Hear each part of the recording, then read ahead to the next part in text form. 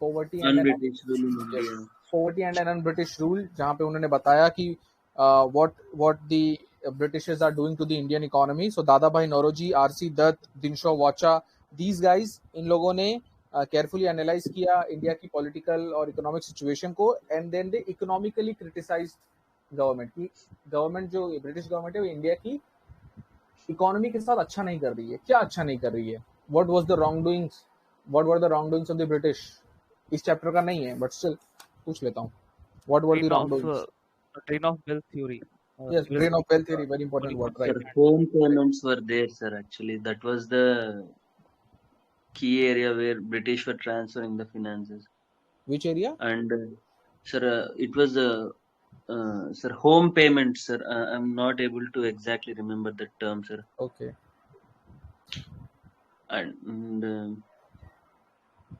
And with respect to tariffs, sir, like import tariffs, I think they have made it nearly zero, sir. And I'll come to you. yes, sir. So बहुत सारी चीजें जो वो economically गलत कर रहे थे, now this is, it is not this in this supplier chapter. Of raw material बना दिए थे इंडिया को। Correct, very correct, very correct, very correct. Supplier of raw material, correct. India था, इसके पहले था India supplier of finished goods.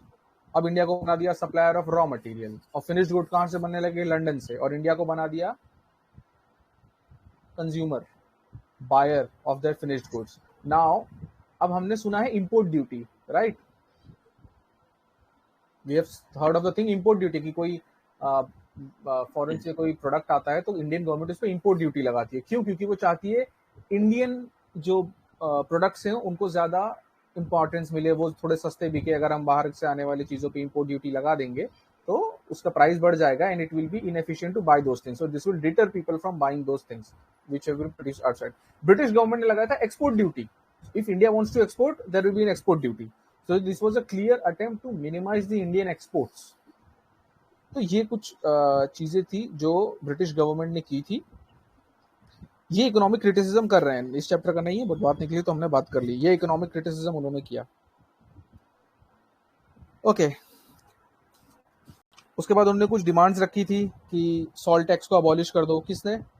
Moderates ने। Salt tax को अबॉलिश कर दो, लेबरर्स की वर्किंग कंडीशन में इंप्रूवमेंट लेके आओ, लैंड रेवेन्यू कम करो, मिलिट्री एक्सपेंडिचर कम करो। उस टाइम पे बहुत सारे वॉर्स कर रही थी, अफगान वॉर हुआ था, भूटान बर्मा वॉर हुआ था, ये सब वॉर्स के एक्सपेंडिचर कम करो, मॉडर्न इंडस्ट्री को इम्पोर्टेंस दो। ये सब डिमांड्स रखे थे मॉडरेट्स ने इकोनॉमिक क्रिटिसिज्म के साथ साथ। इसके बाद उन्होंने, अभी हम ये पढ़ रहे हैं कि मॉडरेट्स ने किया क्या है। मॉडरेट्स ने इकोनॉमिक क्रिटिसिज्म किया, हमने देख लिया कैसे किया। Constitutional reforms and propaganda. Constitutional reforms मतलब कि कुछ जो एक्ट्स होगा आपको पता होंगे जो आए थे उस टाइम पे। 1892 में एक एक्ट आया था, 1909 में एक एक्ट आया था, वो तो काफी लेट आया था बट स्टिल। तो 1892 में जो एक्ट आया था वो ऐसा कहते हैं कि इन कॉन्स्टिट्यूशनल रिफॉर्म्स जो कॉन्स्टिट्यूशनल एजिटेशन मॉडरेट्स ने किया, तो उसके बाद ब्रिटिशर्स ने वो एक एक्ट ला दिया। 1892 के इस एक्ट का नाम बता सकता है कोई? Sir 1860 18 what India council act 1892। Indian council act 1892, correct. 1861 में इंपीरियल लेजिस्लेटिव काउंसिल बना था, इंडियन काउंसिल एक्ट 1861 में। उसमें कुछ इंडियंस को जगह दे दी थी, वहीं पे तो बैठ के लोग कॉन्स्टिट्यूशनल एजिटेशन करते थे। ओके, सो हमने देख लिया इकोनॉमिक क्रिटिसिज्म, हमने देख लिया constitutional reforms and propaganda. Propaganda मतलब उनके काउंसिल में बैठ के नारेबाजी करेंगे या पिटिशंस लिखेंगे, डिमांड करेंगे। अब इसमें प्रोपेगेंडा में एक बहुत इंपॉर्टेंट चीज आ जाती है। गोपाल कृष्ण गोखले ने एक नारा दिया था, no taxation without representation, very famous. Gopal Krishna Gokhale ने इसे कहा था, no taxation without representation. What is representation? Allow Indian people to represent in the law making body. जो जैसे इंडिया का पार्लियामेंट है, पार्लियामेंट में इंडियंस को रिप्रेजेंटेशन दो। पहले तो सारे ब्रिटिशर्स थे जो लॉ पास करते थे। So no taxation without representation एक इंपॉर्टेंट नारा था जो गोपाल कृष्ण गोखले ने दिया था। एक लाइन बना के पूछ सकता है वो। इसके बाद campaign for general administrative reforms. ये एडमिनिस्ट्रेटिव रिफॉर्म्स क्या थे? सबसे पहला, वेरी इंपॉर्टेंट, पॉलिटी अगर आपने अच्छे से पढ़ी है, what is article 50? What is article 50? Separation of executive and legislative. judiciary. No, not legislator.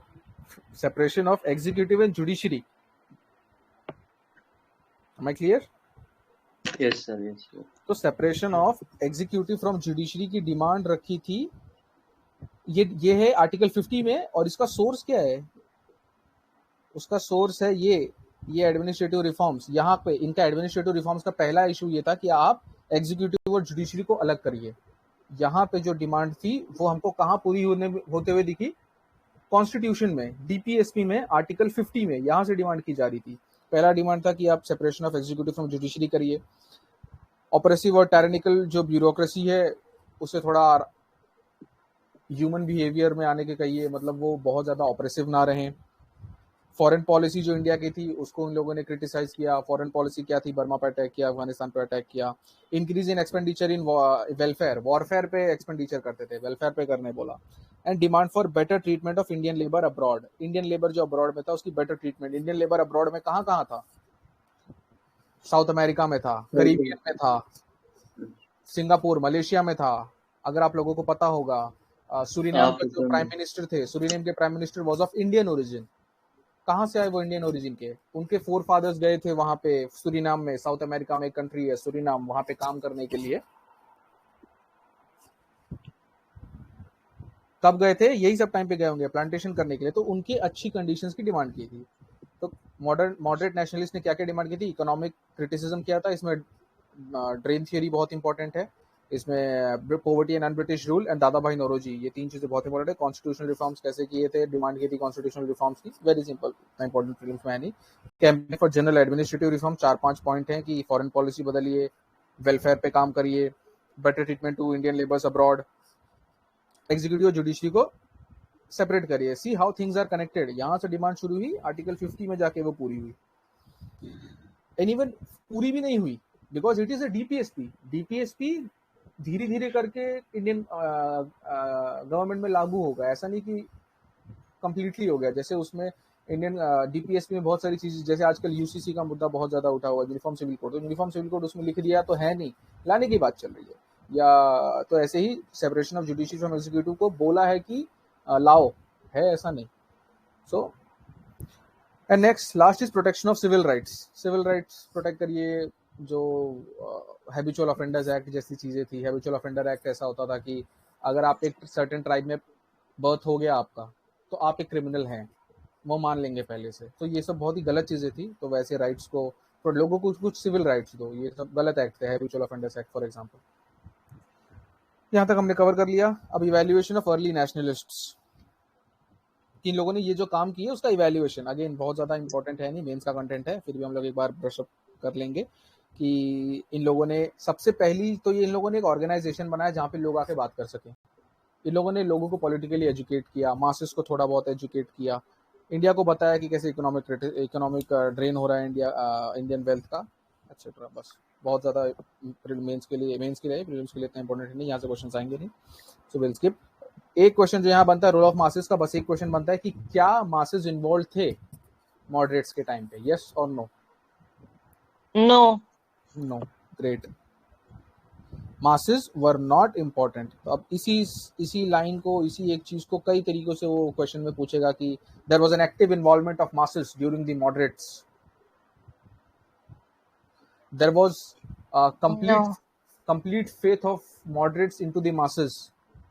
एक ही चीज है, कई लाइन बना के उसको पेपर में आपके डाल सकते हैं। You have to remember just one thing, masses were not involve. Attitude of the government, what will the government do?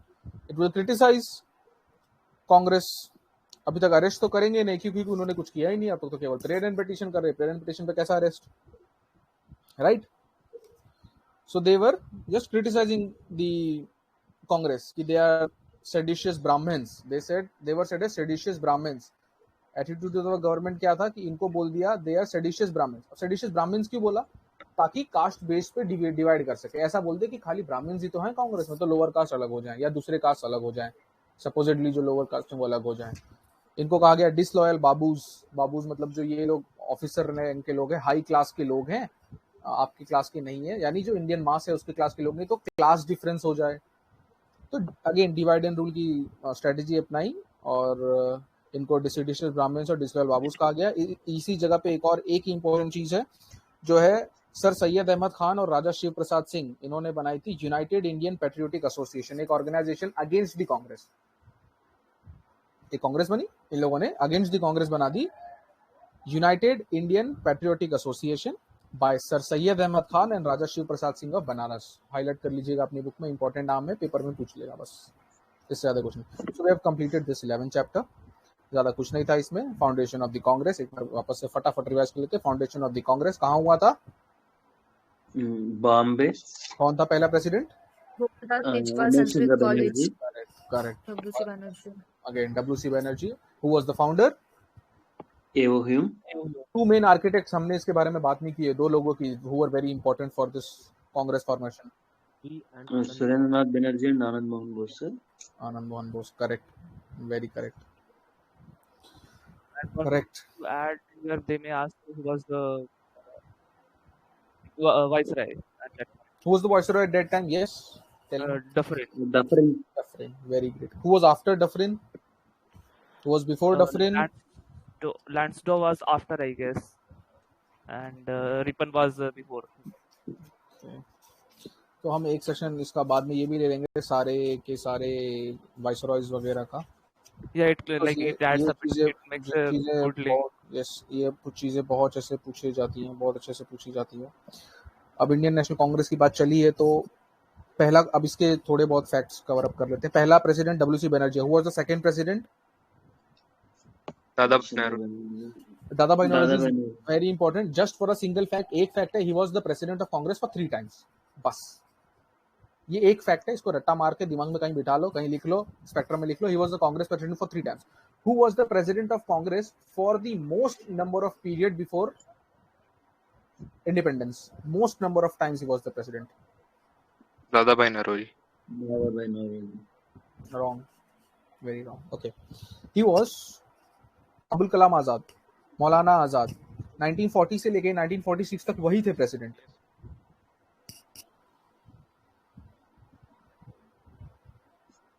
Am I audible? Yes sir, yes sir. सबसे ज्यादा कौन थे 1940 से लेके 1946 तक? मौलाना अबुल कलाम आजाद, बिकॉज तब इलेक्शंस हुए ही नहीं क्योंकि सारे जेल वेल में जा रहे थे। He was the president for straight 6 years.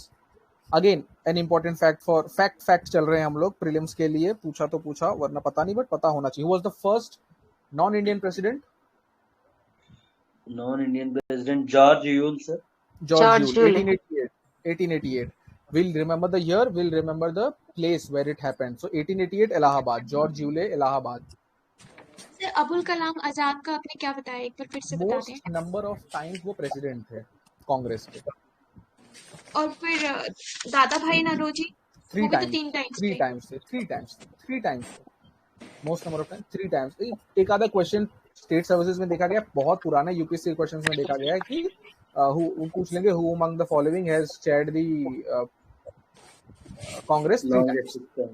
या तो बस बहुत पुराना क्वेश्चन है। सर दादा भाई नौरोजी ने मतलब कम चेयर किया है, मैं कंफ्यूज हो गई थोड़ा सा। नहीं, दादा भाई नौरोजी ने 3 बार किया है और मोस्ट नंबर ऑफ इयर्स के लिए प्रेसिडेंट अबुल कलाम आजाद थे, Maulana Azad. Who was the president during independence? जब इंडिपेंडेंट हो रहे थे तब कौन था president? Kripalani sir. Very good, JB Kripalani was the president. Okay, who was the first woman president? Annie Besant. Annie Besant. What was the year? Where was the session? Kolkata session. Now if you guys can relate it with what was the movement during that time? Home rule movement. Home rule. अब home rule movement में Annie Besant बहुत ज्यादा active थी, तो उनको बुला के 1 साल प्रेसिडेंट बना दिया। Can you guys connect? Home rule उनको प्रेसिडेंट तभी क्यों बनाया? 14 में क्यों नहीं बनाया? 12 में क्यों नहीं बनाया? 25 में क्यों नहीं बनाया? उसी टाइम पे सबसे ज्यादा एक्टिव थी, बुला के प्रेसिडेंट बना दिया। I am just trying to cover up the most important sessions जो आगे कवर नहीं होंगे। So Sarojini Naidu, when was Sarojini Naidu the president? 24 or 25. Kanpur. 25, yes. And how can you remember this? बहुत important. 1924 is a very important year as per Congress presidentship is concerned. Who was the president in 1924? Gandhi sir. Gandhi, Mahatma Gandhi. Where was the session held? And he was the only time he became Correct, president. correct, correct. It's very delightful to see you guys have studied modern history very well. So 1924 Belgaum session, and hopefully we are done with this chapter. We'll go to the next one. कुछ याद आया तो बताइए. This is Sir, I was saying about the home charges, sir. That was the term. home charges. Okay, Yes, sir. great. Sir पहले वाले chapter में हम्म है constitutional reforms and propaganda in legislature. Hmm sir prelims के हिसाब से इस पे क्या ध्यान देना चाहिए, ये क्लियर नहीं हो पाया. प्रीलिम्स कुछ खास नहीं. मैं एक बार वापस से बता देता हूँ इसमें क्या था. कॉन्स्टिट्यूशनल रिफॉर्म्स एंड प्रोपेगेंडा में उन लोगों ने क्या किया. उन लोगों ने वापस से अपनी डिमांड्स रखी जो पूरी हुई. कैसे पूरी हुई? एक्ट 1892 के थ्रू पूरी हुई. उन्होंने एक एक्ट, मतलब ब्रिटिशर्स ने एक एक्ट पास कर दिया जिसमें थोड़े बहुत कंसेशंस दे दिए. मतलब मान लो 6 सीट दी होगी इंडियंस को काउंसिल में, तो अब की बार 3-4 बढ़ा दी. एक तो ये, और यानी काउंसिल को एक्सपांड किया. मतलब ये रिजल्ट है कि क्या रिजल्ट आया. एक्सपांड किया और रिफॉर्म्स. उन लोगों ने एक्सपांशन इन द काउंसिल्स की डिमांड की और रिफॉर्म्स इन द काउंसिल की डिमांड की. रिफॉर्म मतलब और ज्यादा पावर दिया जाए इंडियंस को. आप एडमिट तो कर लोगे इंडियंस को काउंसिल में, बट उनको पावर नहीं दोगे. तुम्हारा काम केवल सुनना है. ये थोड़ी होता है. पावर मतलब क्या होता है? Voting power. Power to vote on finances. इसके पहले क्या होता था? बजट आएगा, बजट पे ये वोट नहीं कर सकते. They can not vote. वो सीधा गवर्नर जनरल के पास जाएगा, गवर्नर जनरल पास कर देंगे इसको. तो कोई अगर इनको लगेगा नहीं नहीं ये जो बर्मा में जो वॉर हो रहा है उस पर बेकार में खर्च हो रहा है, हमें ये पास नहीं होने देना चाहिए, तो उनका कोई कॉल ही नहीं है उस पर. वो कर ही नहीं सकते. गवर्नर जनरल डायरेक्ट कर लेंगे. तो कॉन्स्टिट्यूशनल रिफॉर्म से उनका 2 डिमांड थे कि काउंसिल को रिफॉर्म करो, काउंसिल को एक्सपांड करो. एक्सपांड करने में थोड़ा सा उन्होंने कर दिया 1892 में, और लोगों को अलाउ कर दिया काउंसिल में बैठने को. जितने इनको चाहिए थे उतने नहीं, तो वो कंटिन्यू रखा. काउंसिल को एक्सपांड करने की डिमांड थी इनकी, और रिफॉर्म की डिमांड थी. एक्सपांड मतलब और लोगों को आने दो, रिफॉर्म मतलब और पावर दो, बस. और हालांकि सर इसके बहुत बाद वाला जो टॉपिक है campaign for the general administrative reform, वहां पे क्या पॉइंट्स हमें ध्यान देना चाहिए? 4-5 पॉइंट की जुडिशियरी और एग्जीक्यूटिव को अलग करने बोला था. ऑपरेसिव जो ब्यूरोक्रेसी है उसको थोड़ा इजी होने बोला था. फॉरेन पॉलिसी को इजी करने बोला था. बेकार के वॉर्स लड़ रहे थे बर्मा में, अफगान में.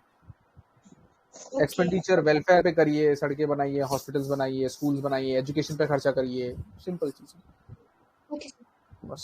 सो we'll go to the next chapter, era of militant nationalism.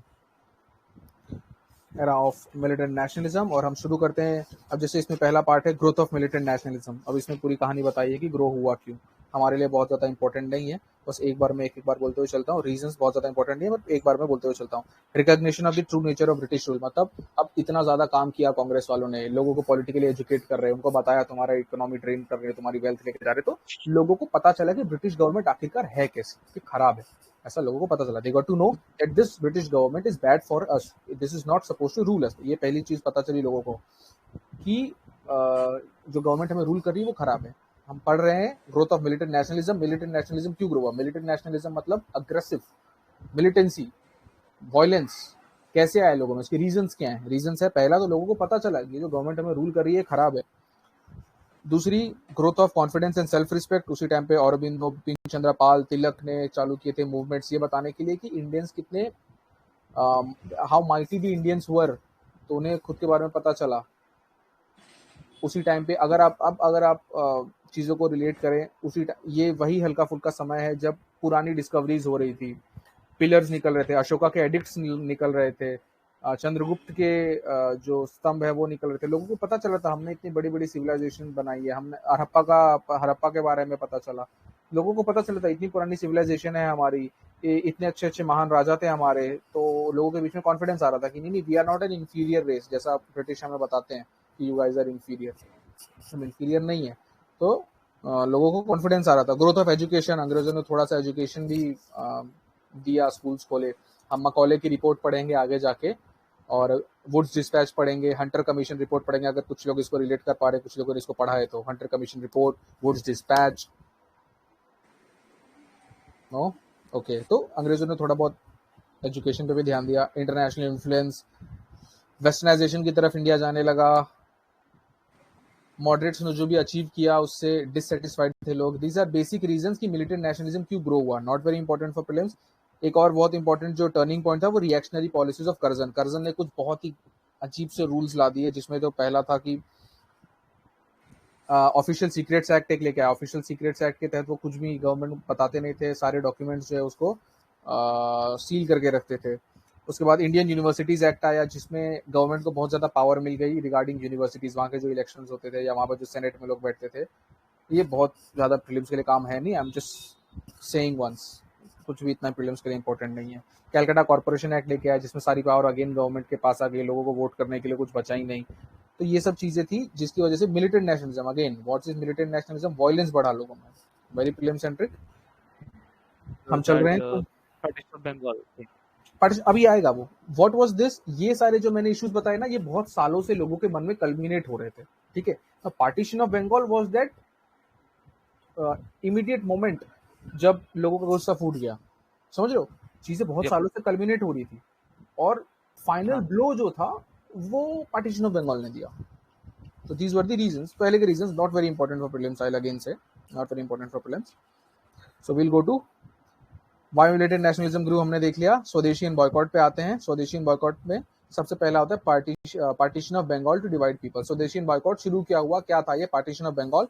So when was the partition of Bengal declared, rough year बता दीजिए। July 1905। 1903। Okay, now there is a difference कि अनाउंस कब किया था, 1903 में, किया कब, 1905 में। Are you getting the difference? Yes, sir. Was Bengal partitioned in 1905? No. Was it announced? Yes.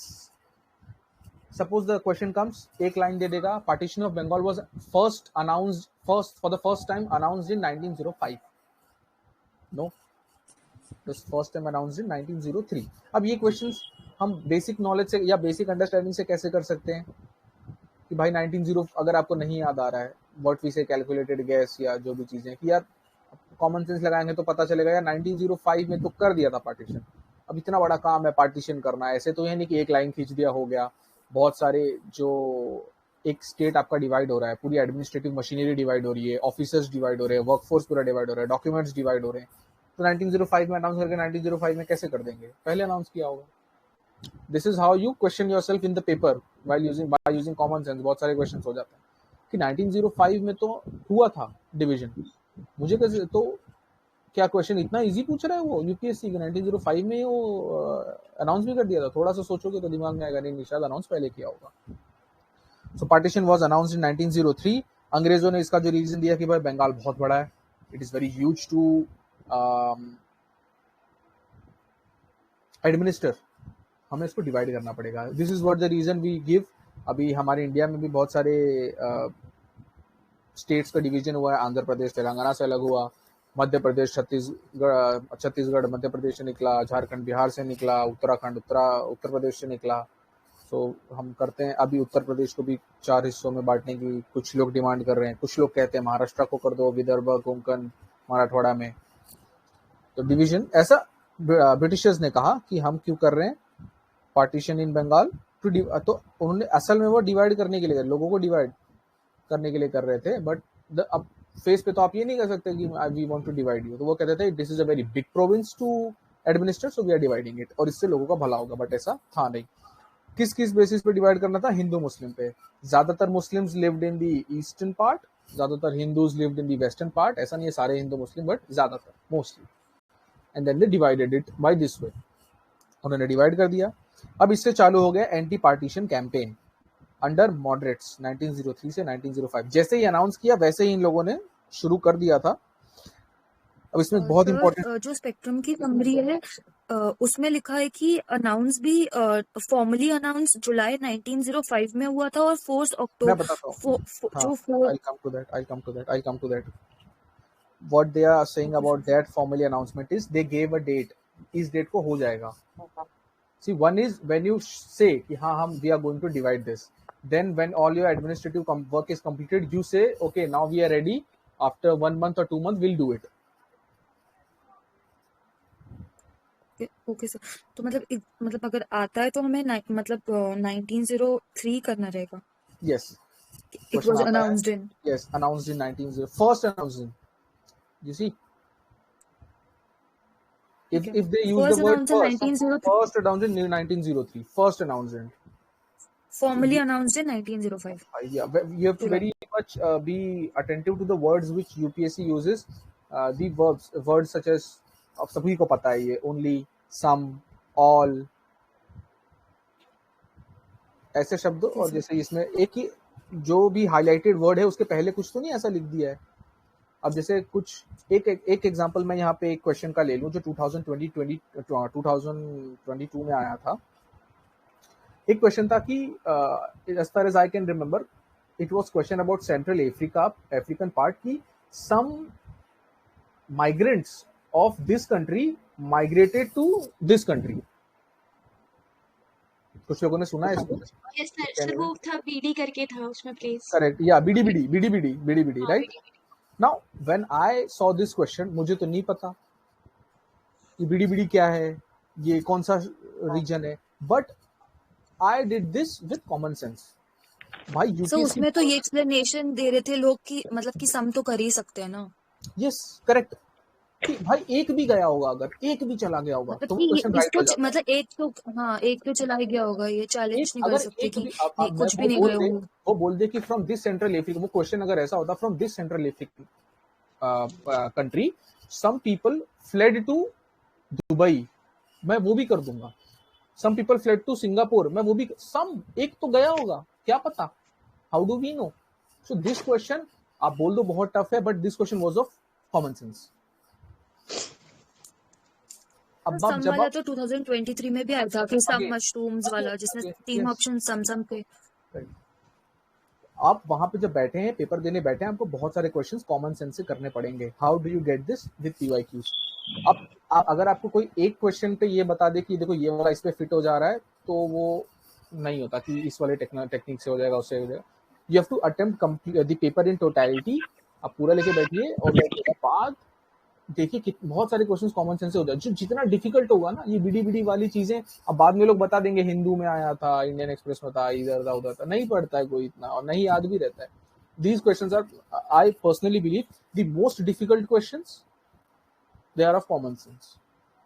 How will you solve them? आप पीवाईक्यूज से, आप पीवाईक्यूज के डिफिकल्ट क्वेश्चंस उठाइए। And my recommendation for PYQs is environment is your favourite part for PYQs, जहां से आप PYQ से सीख सकते हैं। एंशिएंट एंड दिस, जैसे एक क्वेश्चन मुझे याद आ रहा है, एक क्वेश्चन था एंशिएंट हिस्ट्री का regarding 64 Yogini temple. It is the only circular temple in India. क्यों भाई? कहीं और हुआ सर्कुलर टेम्पल? हो सकता है, सर्कुलर टेम्पल बनाना कोई बहुत बड़ी बात तो है नहीं। और उसने सिर्फ टेम्पल की बात की है, ऐसा भी नहीं कि कोई स्पेशल कैटेगरी ऑफ टेम्पल की, बड़ा टेम्पल जैसे बद्रीनाथ केदारनाथ है। तो वो क्वेश्चन, हालांकि बाद में मुझे पता चला कि वो एनसीईआरटी में दिया है लोगों ने, कुछ लोगों ने शायद वहां पे उसको निकाल के बहुत ही छोटा सा दिया है, और इतना शायद ही कोई इतना याद करता होगा। 64 योगिनी टेम्पल दिया है, एनसीईआरटी में दिया है। How do I do it? Simple, pure logic कि हाँ हो सकता है कोई और हो। So try attempting PYQs this. Now we'll come back to this. Partition शुरू हो गया, anti partition campaign. Anti partition campaign में कुछ न कुछ चीजें याद करनी है। जो बॉयकॉट रेजोल्यूशन एक पास हुआ था कैलकाटा टाउन हॉल में, एक सिंपल सेंटेंस है, इसको दिमाग में बिठा लो। बॉयकॉट रेजोल्यूशन एक पास किया कैलकाटा टाउन हॉल में। अगेन रेजोल्यूशन पास किया क्यों? क्योंकि ये सब टाइम किसका है? मॉडरेट्स का। अंडर मॉडरेट्स क्या करेंगे? मॉडरेट्स रेजोल्यूशन पास करेंगे। So boycott resolution was passed under moderates, कहाँ पे? कैलकाटा टाउन हॉल में, August 7, 1905। डेट एग्जैक्टली उतना या इंपॉर्टेंट नहीं है, बट साल इंपॉर्टेंट है, 1905 बहुत इंपॉर्टेंट है। और इसी के साथ फॉर्मल प्रोक्लेमेशन ऑफ स्वदेशी मूवमेंट चालू हो गया। अभी स्वदेशी मूवमेंट में क्या क्या किया उन लोगों ने, कैसे उन लोगों ने मूवमेंट किया? उन्होंने they started walking barefoot along Ganga. उन्होंने गंगा में नहाया, उन्होंने रक्षाबंधन बनाया, उन्होंने एक दूसरे को राखी बांधी, which signified the two parts of Bengal, कि वो दोनों एक हैं। इसमें एक गाना लिखा गया, अमार सोनार बांग्ला। इसमें एक इम्पोर्टेंट नाम जो है अभी तक पूछा नहीं गया है, बट आई थिंक शायद पूछा जा सकता है। रामेंद्र सुंदर त्रिवेदी, सेक्रेटरी ऑफ द बंगीय साहित्य परिषद, स्पेक्ट्रम में दिया है हियर एंटी पार्टीशन कैंपेन में। रामेंद्र सुंदर त्रिवेदी, सेक्रेटरी ऑफ द बंजीय साहित्य परिषद, ये रविंद्रनाथ टैगोर के साथ थे। इन्होंने रविंद्रनाथ टैगोर के साथ मिलकर अपील की थी कि प्लीज हम लोग आज रक्षाबंधन मनाते हैं। Question could be during the स्वदेशी मूवमेंट रक्षाबंधन सेलिब्रेट किया गया? यस। बोल देगा स्वराज नॉन कॉपरेशन के टाइम पे किया गया? नो। बोल देगा क्विट इंडिया के टाइम पे रक्षाबंधन सेलिब्रेट किया गया, नो, स्वदेशी के टाइम पे किया गया। बस इतना इंपॉर्टेंट है इसमें। फिर ये शुरू बंगाल से हुआ था। नाम बताया एक बार फिर से रिपीट करते हैं। रामेंद्र सुंदर त्रिवेदी, गिवन इन स्पेक्ट्रम। अभी तक पूछा नहीं गया है बट मुझे अंदर से लगता है शायद 1-2 साल पूछ लेगा। रामेंद्र सुंदर त्रिवेदी, सेक्रेटरी ऑफ वंजीय साहित्य परिषद, स्पेक्ट्रम में दिया है। कांग्रेस का पोजीशन इस पे क्या था? अब यहाँ से चालू हो जाते हैं इंपॉर्टेंट सेशंस। कब हुआ पार्टीशन? एग्जैक्ट पार्टीशन कब हुआ?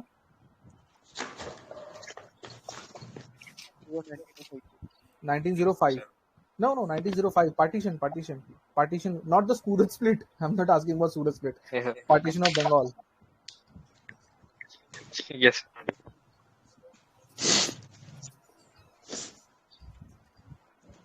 1905 में हुआ, right? Okay, so 1905 में हुआ। 1905 में एक्चुअल पार्टीशन हुआ अक्टूबर में। अब इस टाइम पे कांग्रेस का सेशन कहाँ हुआ था 1905 का? Banaras. Very good. Who was the president? Gopal Krishna Gokhale. Very good. So इन लोगों ने क्या किया? कंडेम किया पार्टीशन ऑफ बंगाल को और सपोर्ट किया एंटी पार्टीशन स्वदेशी मूवमेंट को।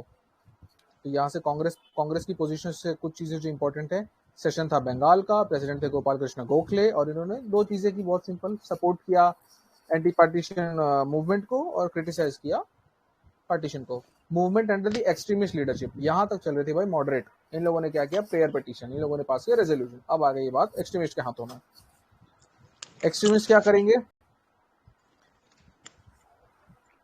एक्सट्रीमिस्ट ने बोल दिया पैसिव रेजिस्टेंस करो। एक्सट्रीमिस्ट ने बोल दिया बॉयकॉट करो। बॉयकॉट करो स्कूल्स का, बॉयकॉट करो कॉलेजेस का, बॉयकॉट करो लेजिस्लेटिव काउंसिल्स का, बॉयकॉट करो कोर्ट्स का, बॉयकॉट करो गवर्नमेंट सर्विस का, बॉयकॉट करो गवर्नमेंट टाइटल का। What was the government title back then? Rai Bahadur, Raja Sahab, ऐसे टाइटल गवर्नमेंट देती थी, उसको बॉयकॉट करो। केसरे हिंद का जैसे एक टाइटल दिया था गांधी जी को, उन्होंने कब उसको वापस किया? केसरे हिंद।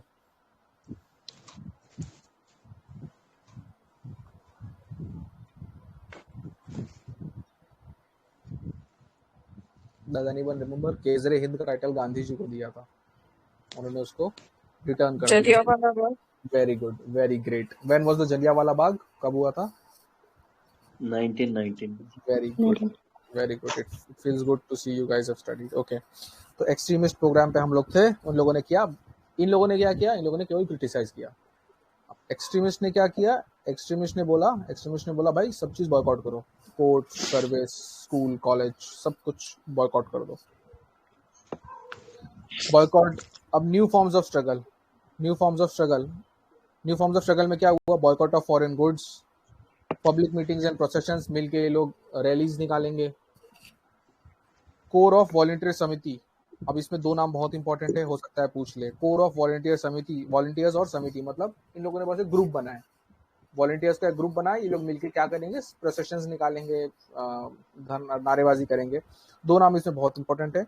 स्वदेश बंधव समिति बनाई अश्विनी कुमार दत्ता ने, स्पेक्ट्रम में दिया हुआ है। न्यू फॉर्म्स ऑफ स्ट्रगल हम लोग करें। स्वदेश बंधव समिति, अश्विनी कुमार दत्ता, इन बराइसर। वीओ चिदम्बरम पिल्लई एंड सुब्रमण्यम शिवा ने कहा किया यही काम? स्वदेशी संगम बनाया इन तिरुनेलवेली, तमिलनाडु। वीओ चिदम्बरम पिल्लई एंड सुब्रमण्यम शिवा, इन लोगों ने स्वदेशी संगम बनाया, एक ग्रुप। तो कुछ क्वेश्चन पूछ लेगा, स्वदेशी संगम किससे रिलेटेड है? वीओ चिदम्बरम पिल्लई एंड सुब्रमण्यम शिवा से रिलेटेड है। इन लोगों ने क्या बनाया? स्वदेशी संगम। व्हाट इज स्वदेशी संगम? Just a group. वो लोग वॉलंटियरिंग करते हैं, वो लोग प्रोसेशंस निकालते हैं, नारेबाजी करते हैं, बस नाम इंपॉर्टेंट है, रट्टा मार लो। स्वदेश बंधव समिति, अश्विनी कुमार दत्ता। ओके, मासिस को जागरूक करेंगे, उनको बताएंगे कि क्या है ये पार्टीशन ऑफ बंगाल गलत है, आप हमारे साथ आइए, नारेबाजी करिए, बस। तो न्यू फॉर्म्स ऑफ स्ट्रगल में क्या आएगा? Boycott of foreign goods, public meetings and processions. ये सब इतने इंपॉर्टेंट नहीं, इंपॉर्टेंट है ये तो ये 3 नाम, वीओ चिदम्बरम पिल्लई, सुब्रमण्यम शिवा एंड स्वदेश बंधव समिति बाय अश्विनी कुमार दत्ता। स्वदेश बंधव समिति किसकी है?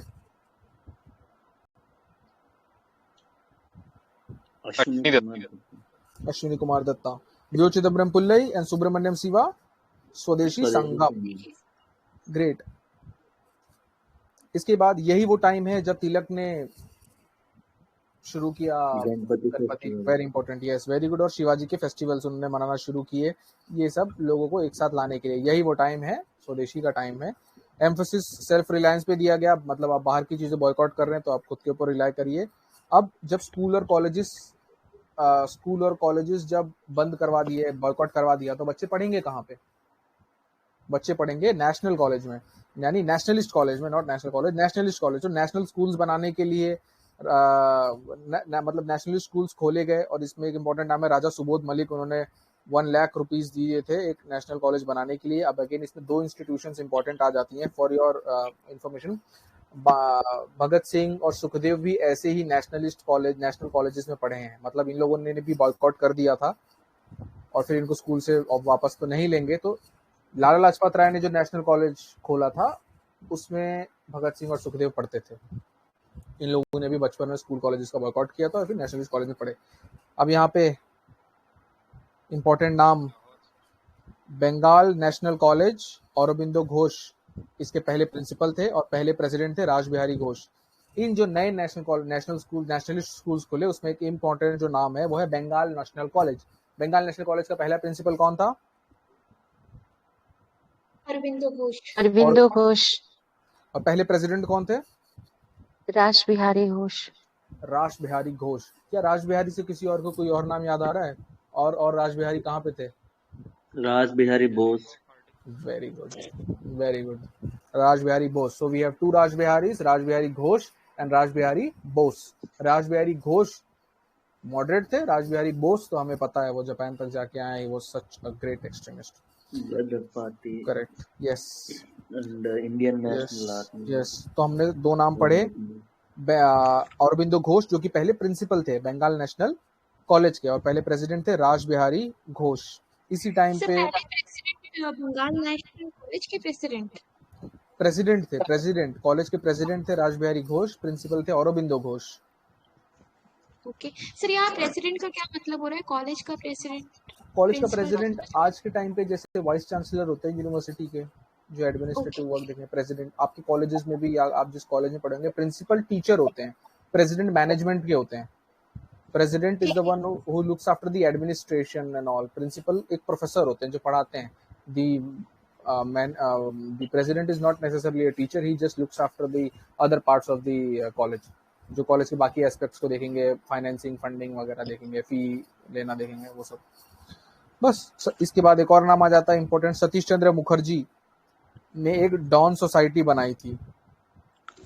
ये सब नाम, ये सब चीजें जो आपको रट्टा मार लेनी है, दिमाग में एकदम रट्टा मार रहे होना चाहिए। बंगाल नेशनल कॉलेज किसने बनाया, कौन प्रेसिडेंट था, कौन ये था, क्योंकि यही पूछा जाएगा। सतीश चंद्र मुखर्जी ने न्यूज़पेपर था डॉन, DAWN, डॉन। एक बार आप ये पेज नंबर बता सकते हो कौन से पेज पे, ताकि हम मतलब मैं मार्क कर पाऊं स्पेक्ट्रम में। 282, दिस इज इन 282। आप आगे पे हो सकता है अगर 289 है। क्या है? 289। ओके, 289, या इट कुड बी अलग अलग हम लोग हो सकता है यूज कर रहे हो बुक की एडिशन, तो आप 8-10 पेजेस आगे पीछे देख लीजिए, एडिशन अलग अलग होगा तो। सो अगेन अब इसमें नेक्स्ट नाम आता है सतीश चंद्र मुखर्जी। सतीश चंद्र मुखर्जी, डॉन सोसाइटी इनकी थी, डॉन न्यूज़पेपर इनका था। डॉन न्यूज़पेपर किसका था? अब अगर आपने बुक लेके बैठे तो इसको अंडरलाइन कर लीजिए, यही सारी चीजें पूछी जाएंगी। डॉन सोसाइटी किसकी बनाई हुई थी? सतीश चंद्र मुखर्जी की। डॉन न्यूज़पेपर किसका था? सतीश चंद्र मुखर्जी का। इन्होंने ही एक भागावत चतुष्पति लिखी है, आई थिंक ये क्वेश्चन पूछा जा चुका है। भागावत चतुष्पति इन्होंने लिखी थी, भागावत चतुष्पति। एक ऑर्गेनाइजेशन उन्होंने बनाया था, भागावत चतुष्पति, सतीश चंद्र मुखर्जी ने। स्पेक्ट्रम आपके पास है तो अंडरलाइन कर लीजिए। ग्रेट। अब इसके बाद आपने बॉयकॉट कर दिया है, ये हम क्या देख रहे हैं, पहले बंगाल का पार्टीशन हुआ, उसके बाद इन लोगों ने बॉयकॉट किए। अब बॉयकॉट किए तो भाई बिना एजुकेशन इंस्टीट्यूशन का काम थोड़ी चलेगा, एजुकेशन इंस्टीट्यूशंस तो चाहिए। तो हम लोगों ने अपने खुद के एजुकेशन इंस्टीट्यूशंस बनाए, उस पर हम कुछ इंपॉर्टेंट इंस्टीट्यूशंस के नाम, उनके फाउंडर्स देख रहे हैं, जिसमें हमने देखा औरबिंदो घोष, राज बिहारी घोष और बंगाल नेशनल कॉलेज, और अब हमने देखा सतीश चंद्र मुखर्जी जो न्यूज़पेपर लिखते थे डॉन, उन्होंने बनाया भागावत चतुष्पति और डॉन सोसाइटी। अब हम देखेंगे केवल एजुकेशन से काम थोड़ी चलेगा, पढ़ लिख के बच्चा निकलेगा तो उसको काम भी तो चाहिए। तो नेशनल स्वदेशी इंडिजिनस एंटरप्राइजेज भी बनाए गए, एंटरप्राइज यानी काम करने वाले कॉर्पोरेशंस बनाए गए, इंडस्ट्रीज बनाई गई। इसमें आपको केवल नाम फटाफट लिख लेना है। वीओ चिदम्बरम पिल्लई, मार्क कर लीजिए बस, वीओ चिदम्बरम पिल्लई ने स्वदेशी स्टीम नेविगेशन कंपनी बनाई, वीओ चिदम्बरम पिल्लई ने। और एक इम्पोर्टेंट चीज थी कि these companies were not only oriented for business but उनमें एक पेट्रियोटिज्म था. सो वी चिदम्बरम पिल्ले एक शिप बिल्डिंग एंटरप्राइज उन्होंने बनाया, स्वदेशी स्टीम नेविगेशन कंपनी. सीधा नाम पूछ लेगा, मार्क कर लीजिए, रट्टा मार लीजिए. ये चीजें हैं जो रट्टा मारने वाली है. अभी लाइन से बहुत सारी चीजें हैं अब तक आपके स्पेक्ट्रम में, इसको या जो भी बुक आप रेफर कर रहे, नोट्स रेफर कर रहे हैं, उसमें होना चाहिए था. बंगाल केमिकल्स फैक्ट्री प्रफुल्ल चंद्र रे ने बनाई. रविंद्रनाथ ने स्वदेशी भंडार पहले से बना के रखा था. जोगेश चंद्र चौधरानी ने 1901 में इंडियन स्टोर्स बना के रखा था. सरला देवी ने लक्ष्मी भंडार बना के रखा था. ये सारे वो इंडियन कंपनीज हैं जो फॉरेन की कंपनीज को बॉयकॉट करने के बाद इन लोगों ने बनाई या पहले से बनी थी, तो इसको ज्यादा इंपॉर्टेंस दिया. जिसमें वी चिदम्बरम पिल्ले की स्वदेशी स्टीम नेविगेशन कंपनी तो बहुत इंपॉर्टेंट है. हम लोग अभी हैं यहाँ पे exchange program, new forms of struggle और इम्पैक्ट. इसमें हमने देखा कि कैसे बॉयकॉट करने के बाद इंडियन एजुकेशन इंस्टीट्यूशंस और इंडियन कंपनीज बन रही हैं. कंपनीज में वी चिदम्बरम पिल्ले की स्वदेशी स्टीम नेविगेशन कंपनी बहुत इंपॉर्टेंट है. सर जैसे आपने सरला देवी वाली बात बोली, वो शायद नहीं है ना स्पेक्ट्रम में? है. See it this is known as reading between the lines. वो है, बुक में है, आपको मिलेगी. ओके, आप कौन सा एडिशन पढ़ रहे हैं sir? I need to get edition the कौन book. सा है? I need to get the book. Wait a minute. Book. एक second. सर लाइक मेरे 2019 एडिशन है, लेकिन उसमें तो मेरा मुझे भी मेरा भी Yes, sir. We are Let me not get able the to book. see many of the Let facts me and get the book. writing on the Let me paper. let me get the book. This is okay. I got the book. This is 2020 edition. The 2019 edition. Okay. अच्छा, तो आप लोगों में नहीं दिया ये. हमारा 20 addition है, नहीं दिया है शायद. 20 में नहीं दिया है. 25th एडिशन है, 2019 का है हमारा. Okay. No, mine is of 2020 edition. हाँ, नया ऐड हुआ होगा. Yes. How is this added? क्यों ऐड होता है? सर कई पीवाईक्यूज में आ गया होगा इसलिए. करेक्ट. किसी स्टेट पीसीएस में पूछ लिया. Correct. So this Spectrum is essentially क्या है? स्पेक्ट्रम पीवाईक्यूज की बुक है. पीवाईक्यूज को उठा के एक बुक बना दी और it keeps on increasing. So there are times जब लोग पीवाईक्यू पढ़ते हैं और वो उसको सीधा स्पेक्ट्रम से सॉल्व कर लेते हैं. उनको लगता है ग्रेट, अब तो कोई भी क्वेश्चन आएगा मैं कर लूंगा, बट ऐसा नहीं है. पीवाईक्यू रिवर्स बुक है, I mean spectrum reverse book है. पीवाईक्यूज आने के बाद बनती है, बट स्टिल क्वेश्चंस आप अगर इससे सीधा सॉल्व नहीं कर पाते तो एलिमिनेट कर लेंगे. Yes please. तो हमें नया एडिशन लेना पड़ेगा. मेरे हिसाब से तो अगर आपने बुक में मार्किंग्स कर ली हैं तो रहने दीजिए. If you have marked something in the book तो रहने दीजिए. A few things here and there you can write. Editions आपको अगर नया एडिशन ना लेके आप पीडीएफ वगैरह कहीं से ले लीजिए. कुछ चीजें अगर ऐड करनी हो तो अपनी बुक में ऐड कर लीजिए. If you have made your book as a revision material. कई बार लोग ऐसा करते हैं, बुक से ही रिवाइज करते हैं. For example me, I usually revise from my book. उसमें मेरे मार्किंग कर करके उसमें मैंने लिख के रखा है. लक्ष्मीकांत के लिए भी कई लोग ऐसा करते हैं, वो नोट्स उसी में बना देते हैं. अगर ऐसा कर लिया तो नया एडिशन मत लीजिए, नहीं किया है तो फिर ले लीजिए. ओके. या मोस्ट इंपोर्टेंट है वी चिदम्बरम पिल्ले. वी चिदम्बरम पिल्ले हम 2 बार देख चुके हैं. इसके पहले हमने जस्ट स्वदेशी बंधप समिति में भी देखा, स्वदेशी संगम में देखा.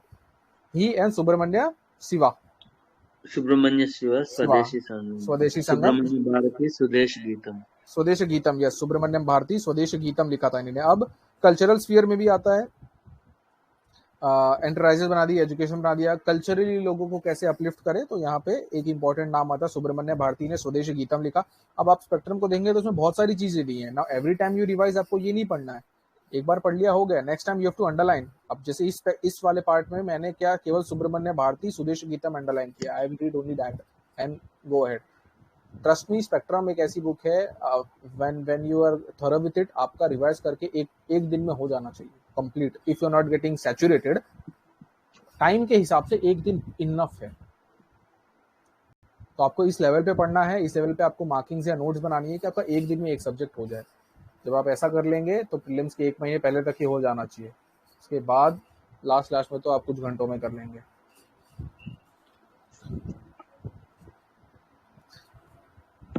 सो we are done with these things. अब आपको इसमें जितने मैंने नाम लिए बस उतने ही पढ़ने हैं. वी चिदम्बरम पिल्ले, प्रफुल्ल चंद्र रे, बंगाल केमिकल्स फैक्ट्री, सुब्रमण्य भारती, सुदेश गीतम और एक नंदलाल बोस की Indian society of oriental art ने उनको स्कॉलरशिप दिया। इस एक पेज पे बस 4 चीजें पढ़नी है, क्योंकि इसमें एक्स्ट्रा बहुत चीजें दी हैं। आप पीवाईक्यूज को देखेंगे, आप बार बार रिवाइज करेंगे तो आपको पता चलेगा कि क्या चीजें पढ़नी है, क्या छोड़नी है। तो एक पेज पे बस 4 चीजें पढ़नी है।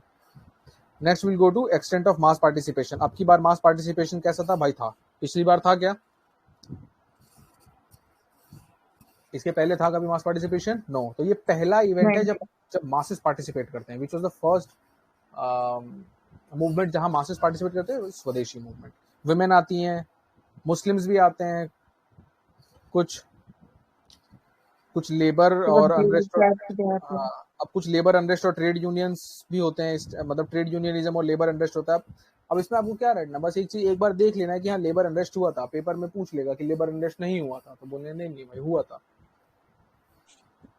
बस सिंपल एक लाइन।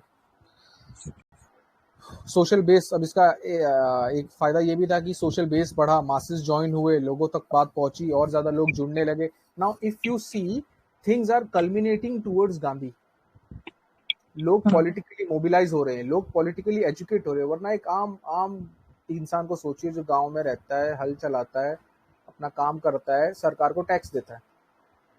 पहले वो राजा को टैक्स देता था, अब वो अंग्रेजों को टैक्स देता है। उसके लिए क्या बदला? उसको ऐसा लग रहा था कि उसके लिए कुछ नहीं बदला है ना, उसको ज्यादा नहीं पता। जब उसके ऊपर ऑपरेशन हुआ और ज्यादा टैक्स मांगा जाने लगा, या वो जो आर्टिसनशिप करता था, वो पॉट बनाता था, वो कुछ डिजाइनर चीजें बनाता था जो एक्सपोर्ट होती थी, वो बंद हो गई, तब उसके ऊपर असर चालू हुआ। अब वो पॉलिटिकली मोबिलाइज हो रहा है, पॉलिटिकली एजुकेट हो रहा है। कैसे? कांग्रेस के मॉडरेट्स के थ्रू, इन मूवमेंट्स के थ्रू उसको एजुकेशन मिल रहा है। अब वो उसके मन में इच्छा आ रही है सेल्फ रूल की। Now things are culminating towards Gandhi. Now when did Gandhi arrive in India? 1915। ये टाइम कौन सा चल रहा है? 1915। सो ये चीजें अब कल्मिनेट हो रही है गांधी की तरफ। जब गांधी जी आते हैं, होम रूल लीग वाला time. What? Yes, home rule league वाला। When Gandhi comes to India, उनको एक पॉलिटिकली मोटिवेटेड, एजुकेटेड लोग मिलते हैं जो थोड़े बहुत पॉलिटिकली मोटिवेटेड हैं, यूनाइटेड हैं, and then he carry forwards his movements. अब इसमें एक और इम्पोर्टेंट चीज हम आगे पढ़ेंगे, बहुत इंपॉर्टेंट चीज आ रही है जो कि है हाँ एनलमेंट ऑफ द पार्टीशन। तो लोग इतना ज्यादा प्रोटेस्ट करते हैं कि उनको पार्टीशन को एनल करना पड़ता है। When was the party annulment of partition done? कब पार्टीशन खत्म किया गया? 1911 Delhi Darbar. Very good. Who was there in Delhi Darbar? कौन आया था जो दिल्ली दरबार लगा था? King George V। So those who are from Mumbai, the gateway of India जो बनाया है वो इसीलिए बनाया है, किंग जॉर्ज V वहाँ आए थे और उन्हीं की याद में उसको बनाया गया है, the gateway of India. King George V। क्या हुआ? इम्पैक्ट हमने देखा, लोग पॉलिटिकली मोटिवेट हुए, लोग इसमें वुमेन्स ने पार्टिसिपेट किया, इसमें मुस्लिम्स ने थोड़े पार्टिसिपेट किया, लेबर अनरेस्ट हुए इस टाइम पे, मतलब कंपनीज में लोगों ने, अपने लेबरर्स ने स्ट्राइक किया। ये इसका, और सबसे मेन चीज क्या थी? पार्टीशन एनल हो गया, पार्टीशन खत्म हो गया, पार्टीशन बंद कर दिया गया। मूवमेंट थोड़े टाइम बाद बंद हो जाता है। क्यों बंद हो जाता है? क्योंकि अरबिंदो घोष और बिपिन चंद्र पाल रिटायर कर जाते हैं पॉलिटिक्स में।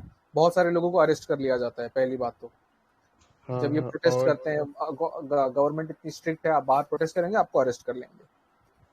1907 में सूरत स्प्लिट हो जाता है। 1905 में बात चालू हुई थी, 07 में स्प्लिट हो गया, जो हम आगे देखेंगे। और जो मूवमेंट था, it was confined to middle class and upper class. अभी भी मासेस तक एक्चुअल में लोगों तक नहीं पहुंचा था। अभी तक ये पहुंचा कुछ अपर क्लास लोगों तक, एकदम डीप रूटेड, अब तक अंदर तक नहीं पहुंचा था ये। तो वापस से अब हम देखेंगे एनलमेंट ऑफ द पार्टीशन हो गया। इवैल्यूएशन जब हम कर रहे हैं स्वदेशी मूवमेंट का, तो हमने ये चीजें देखी कि कुछ रिटायर हो जाते हैं, कुछ अरेस्ट हो जाते हैं, मासेस तक अभी भी नहीं पहुंच पाते, कुछ ही लोगों तक पहुंच पाते हैं। और एक मास बेस्ड मूवमेंट को हाई पिच पर बहुत ही लंबे समय तक सस्टेन कर पाना बहुत मुश्किल है। ये सीधी लाइन पूछी गई है। Okay, it is difficult to sustain a mass based movement at a high pitch for too long. कुछ लोग एक वॉयलेंस कर सकते हैं बहुत लंबे समय तक, बट पूरी जनता बहुत लंबे समय तक कोई मास मूवमेंट नहीं कर सकती। क्यों? क्योंकि जनता को काम है। पहला रीजन, अगर वो आपके साथ आके धरना देगी तो पीछे उसका खेत में हल कौन चलाएगा, वो खाना कैसे खाएगा? 1 दिन 2 दिन 4 दिन 10 दिन वो आके बैठ सकता है, रोज नहीं आके बैठ सकते आपके साथ। तो दिस इज द रीजन। ये एग्जैक्ट लाइन उठा के कई बार पूछी गई है।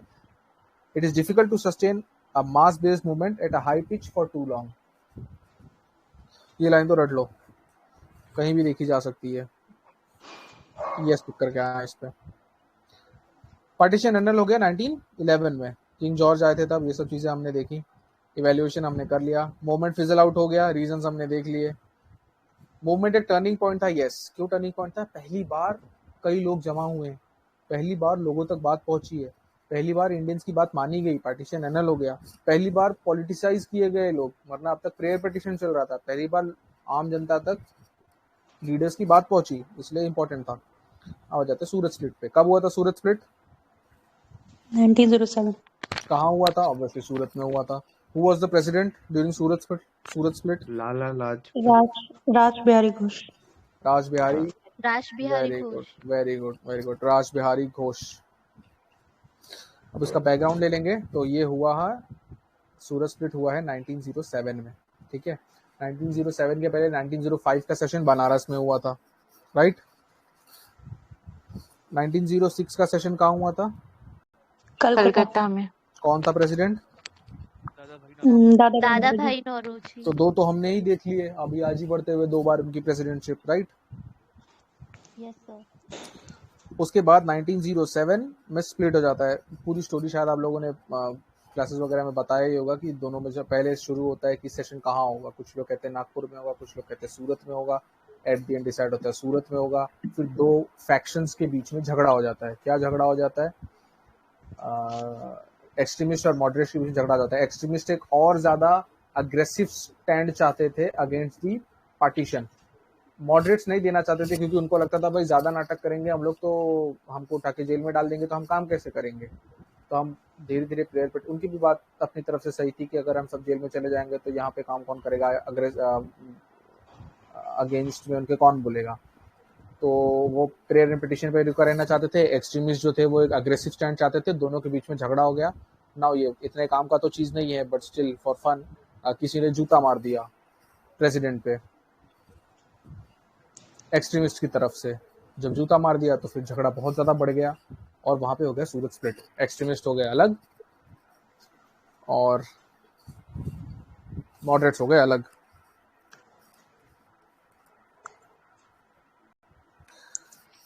नाइनटीन 1907 अब स्प्लिट की बात कर ली है तो ये भी बात कर रहे थे वापस एक कब हुए?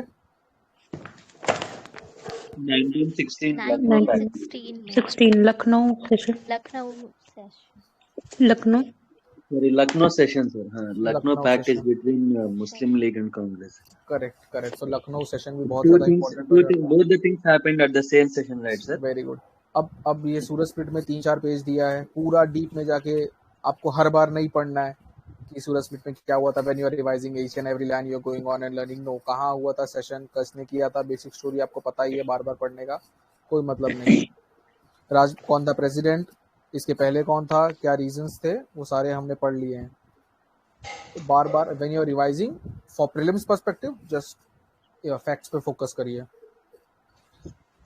तो run up to Surat split हो गया। सूरत स्प्लिट हो गया और अब गवर्नमेंट स्ट्रेटजी। गवर्नमेंट क्या करेगी? गवर्नमेंट रिप्रेस करेगी, गवर्नमेंट अरेस्ट करेगी, गवर्नमेंट बैन करेगी ऑर्गेनाइजेशंस को, गवर्नमेंट एक्ट्स लेके आएगी, लॉ पास करेगी। तो गवर्नमेंट बहुत सारे एक्ट्स लेके आई इस टाइम पे। गवर्नमेंट रिप्रेशन कैसे करेगी? गवर्नमेंट पहले एक्ट्स लेके गया और उन एक्ट्स के अंदर लोगों को अरेस्ट करेगी। गवर्नमेंट एक्ट लेके आई इंडियन न्यूज़पेपर्स एक्ट। एक अलग से चैप्टर है न्यूज़पेपर्स का, हम लोग इसको उसमें देखेंगे। अभी के लिए बता देता हूँ, इंडियन न्यूज़पेपर्स एक्ट के टाइम पे अब इसमें आप क्रोनोलॉजी पूछ सकता है वो, जैसे इंडियन न्यूज़पेपर एक्ट 1908। क्रोनोलॉजी से मेरा मतलब बहुत सारे न्यूज़पेपर को लेके एक्ट आए हैं, वो उसमें क्रोनोलॉजी पूछ लेगा। तो साल के साथ चला 1908 क्यों आया था? क्योंकि इस टाइम पे बहुत ज्यादा प्रोसेशन चल रहे थे। तो गवर्नमेंट एक्ट लेके इंडियन न्यूज़पेपर एक्ट, आपने कुछ भी छाप दिया न्यूज़पेपर में गवर्नमेंट कहते हैं आप जेल में, आपका प्रेस सीज हो जाएगा। ऐसे जैसे जैसे जरूरत पड़ी वैसे वैसे लोगों ने डिफिकल्ट लॉज लेके आए। इंडियन प्रेस एक्ट लेके आया 1910। Very good.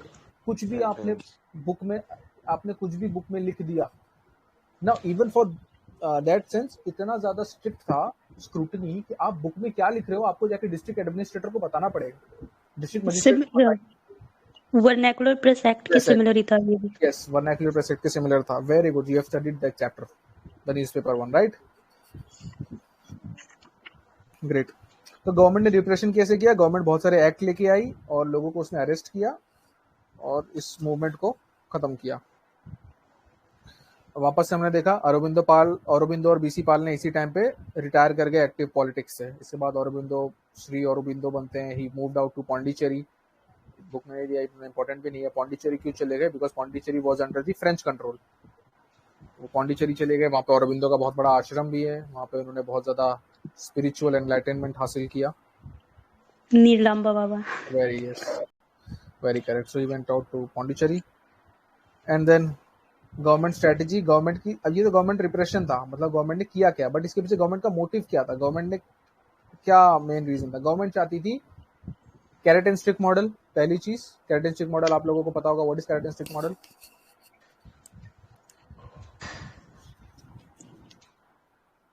Act. Basically, they will promise something that they will increase the participation of Indians in the council like this, and Correct. then they will come with some act. Correct. But Correct. they will not follow. And again divide and rule, और वो करने में वो सफल भी रहे। उन्होंने moderates और एक्सट्रीमिस्ट को अलग अलग कर दिया, राइट? मॉडरेट्स को बोल दिया होगा तुम लोग ज्यादा प्रोसेशंस मत करो, हम लोग कोई अच्छे एक्ट लेके आने वाले, राइट? और इसी टाइम पे क्या आया था? एक इंपॉर्टेंट एक्ट जो इसी टाइम पे आया था, क्या था? 1909. 1909, correct. Indian councils act 1909, Morley Minto. Yes, तो मॉर्लेमेंटो रिफॉर्म्स बोला कि हाँ हम कुछ लाने वाले हैं, और मॉर्लेमेंटो रिफॉर्म्स और लाने के बाद क्या लेके आए? 1909। तो मॉडरेट्स को बोला होगा कि हम लोग कुछ नए एक्ट लेके आने वाले हैं, we are giving you some concessions, so please do not protest. Extremist protest कर रहे हैं, तो उन्होंने डिवाइड कर दिया दोनों को। So the government strategy was to divide, और उन्होंने वो कर भी दिया। सूरत स्प्लिट में हमें दिखता है। मॉर्लेमेंटो रिफॉर्म्स, कुछ लोग इसको पॉलिटिक्स, लाल बाल पाल and yes, jail, correct, Lal Bal Pal. Who is the only person from Lal Bal Pal to preside a Congress session?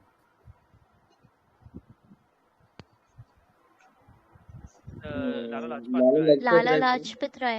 during the Corporation movement. Okay. Now we'll move to Parliamentary reforms. Parliamentary reforms कुछ लोग इसको polity में पढ़ते हैं, कुछ लोग इसको history में पढ़ते हैं। I mean Morley Minto and Indian councils act both.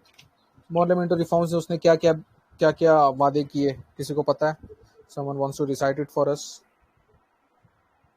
Basic ones. The basic one was that in the Central Legislative Committee, the non-official members or the additional members their number was increased from 16 to 60. Correct. And in that 60, the breakdown was there were 27 that were to be elected, and they will be Indian, and then there were some in the nominated ones also, which were going to be Indians. Sir इसमें दो major चीज हुई थी। एक तो separate electorate दिया गया था मुस्लिम्स को, और दूसरा से इसमें एक इंडियन जो थे अपने एसएन सिन्हा, मतलब सत्येंद्र सिन्हा, उनको अपॉइंट किया गया था वायसराय एग्जीक्यूटिव काउंसिल, पहले इंडियन थे। Very good. These two things are very important regarding this year. बहुत सारे क्वेश्चंस पूछे जाते हैं, कुछ इजी क्वेश्चंस भी आते हैं यूपीएससी में, ऐसी बात नहीं हर साल, तो उसमें से एक हो सकता है इजीएस्ट वन की सेपरेट इलेक्टोरेट कहाँ से शुरू हुए, या फर्स्ट एग्जीक्यूटिव काउंसिल में first In related to this was the to join the GG's executive council. Correct. That's what you said. Correct. This was the Correct. Parliamentary reforms में 1909 में ये दिया। Now you can see जब एक movement हुआ तब act आया। Everything is connected, कुछ भी अलग नहीं हुआ है, राइट? ऐसे नहीं कि अचानक से 1909 में एक्ट आ गया, या पहले से उन लोगों ने प्लान करके रखा था कि भाई हम 1909 में एक्ट लेके आएंगे। नो, 1909 का एक्ट क्यों आया? क्योंकि मूवमेंट चालू हो गया है। तो इट वाज अ रिएक्शन। कोई भी चीज होती है it has some actions and reactions. 1909 का एक्ट आया क्योंकि 1905 से लोग प्रोसेशंस कर रहे थे। And now we are done with this chapter. More thing that budget could be discussed. Yes, budget could be. budget could इसमें ये भी तो हुआ था, जो सेंट्रल लेजिस्लेचर था उसमें मेंबर शायद 16 से 60 कर दिए। Yes, some gentlemen said about this. Yes, Mumbai और मद्रास यहाँ पे स्टेट लेजिस्लेचर दे दिया गया था। yes. क्यों लेजिस्लेचर का मतलब? अब तक यहाँ गवर्नर चल रहे थे, यानी गवर्नर रूल चल रहा था। 3 जगह गवर्नर है, बाकी सब जगह तो स्टेट कर दिए उन लोगों ने, प्रोविंसेस। बट जहाँ गवर्नर बैठता है वहां पर उन लोगों ने बनाया नहीं, तो अब बनाया। गवर्नर कहाँ बैठे थे? Bengal, Bombay, Madras. So we have completed the successful revision of these 2 chapters. Now we'll go to the chapter number 9. बहुत ही क्विकली हम इसको खत्म करेंगे। प्रीलिम्स पर्सपेक्टिव, कुछ चीजें प्रीलिम्स से पूछी जा सकती हैं, बस वही। अब इंडियन नेशनल कांग्रेस बनने के पहले भी तो कुछ ऑर्गेनाइजेशंस बने थे। ऐसा थोड़ी था एक दिन हो गया 1885 में 1 दिसंबर की शाम कांग्रेस बन गया। पहले से बहुत सारी चीजें शुरू हो गई थी। अब उसमें स्टार्टिंग की चीजें factors for the growth of modern nationalism, understanding contradictions, बहुत क्विकली इनको गो थ्रू करेंगे, इतना ज्यादा ये इंपॉर्टेंट है नहीं। Factors for growing modern nationalism क्या था? Factors in growth of modern nationalism क्या था? एक तो इंडिया के सैनिक दूसरे देश जाके लड़ाई कर रहे थे, राइट? इंडियंस तो सेना में शामिल हो रहे थे, यूके की, तो उनको विदेशों में क्या चल रहा है वो पता चल रहा था। उनको पता चला कि इंडियन और कॉलोनियल इंटरेस्ट अलग अलग है। इंडिया के इंटरेस्ट कुछ और है। इंडिया का इंटरेस्ट है कि इंडिया का एक्सपोर्ट बढ़े, बट कॉलोनिस्ट से चाहते नहीं। ऐसी बहुत सारी चीजें। Political, administrative and economic unification of the country, this is very important point. Factors for growth of modern nationalism हम लोग पढ़ रहे हैं, और एक यानी बहुत सालों बाद पहली बार एक इंडिया एडमिनिस्ट्रेटिवली यूनाइट हुआ था। क्यों? क्योंकि इसके पहले जस्ट पहले मराठा किंगडम था, उसके पहले मुगल्स वीक हो रहे थे, तो नीचे कई सारे अपनी किंगडम्स बन चुकी थी, टीपू सुल्तान थे। तो इंडिया एडमिनिस्ट्रेटिवली यूनिफाई नहीं हुआ था, जैसे पहले चंद्रगुप्त के समय यूनिफाई हुआ था, जैसे अशोक के समय यूनिफाई हुआ था, जैसे या इसके पहले पीक मुगल राज के टाइम पे यूनिफाई हुआ था। तो इंडिया वैसे यूनिफाई नहीं था। ब्रिटिशर्स ने इंडिया को यूनिफाई किया इन एडमिनिस्ट्रेटिव सेंस। तो लोग साथ आए, उन लोगों ने अपने प्रॉब्लम्स डिस्कस की, और इस कारण ग्रुप्स बनना शुरू हुए। लोग पढ़ाई उस समय करने लगे थे। वेस्टर्न थॉट और एजुकेशन भी इंडिया में आया। रोशियो का, वोल्टेयर का, जॉन स्टुअर्ट मिल का, ये सब नाम इंपॉर्टेंट नहीं है, ना ही इतने पॉइंट्स इंपॉर्टेंट है कि क्या रीजंस हो सकते थे। आप मार लेंगे इसको, इतना सीधा इस पे कुछ नहीं। Role of press and literature, इसी टाइम पे इंडिया में प्रेस आया, लिटरेचर आया, न्यूज़पेपर छपना शुरू हुई, लोगों को पता चलने लगा कि गवर्नमेंट क्या कर रही है। इसके पहले तो कोई जरिया नहीं था, माउथ टू माउथ ही चलता था सब चीजें। Rediscovery of the India's past, इसमें एक रीजन है, जैसे मैंने अभी थोड़ी देर पहले बताया कि एक्सकवेशंस होने लगे, चंद्रगुप्त के बारे में पता चला, हमारी पुरानी हिस्ट्री के बारे में पता चला। हमें पता चला कि we are not an inferior caste, white supremacy नहीं है, हम सुपीरियर हैं, हमने इतनी बड़ी सिविलाइजेशन बनाई। इसी टाइम पे सोशल रिलीजियस मूवमेंट्स हुए, मिडिल क्लास इंटेलिजेंशिया राइज हुआ, मतलब लोगों ने पढ़ाई की। हमने देखते हैं इसी टाइम पे वकील बन रहे थे लोग, मतलब Motilal Nehru was a lawyer, Vallabh भाई पटेल वाज अ लॉयर। तो ये लोग एजुकेशन की तरफ जा रहे थे और पढ़ के एक अच्छे पोजीशन पे पहुंच रहे थे, तो वो उनकी इकोनॉमिक लेवल भी बढ़ रहा था और मिडिल क्लास का राइज हो रहा था इंडिया में। वेरी बेसिक रीजंस, इतना इंपॉर्टेंट नहीं है। Will come straight to the part. Which part? This one. Political associations before Indian National Congress. Political associations before Indian National Congress पे हम आएंगे। अब इसके लिए मैं आपको दिखाना पड़ेगा मुझे शायद, तो मैं ये खोल लेता हूँ, the exact पेज खोल लेता हूँ।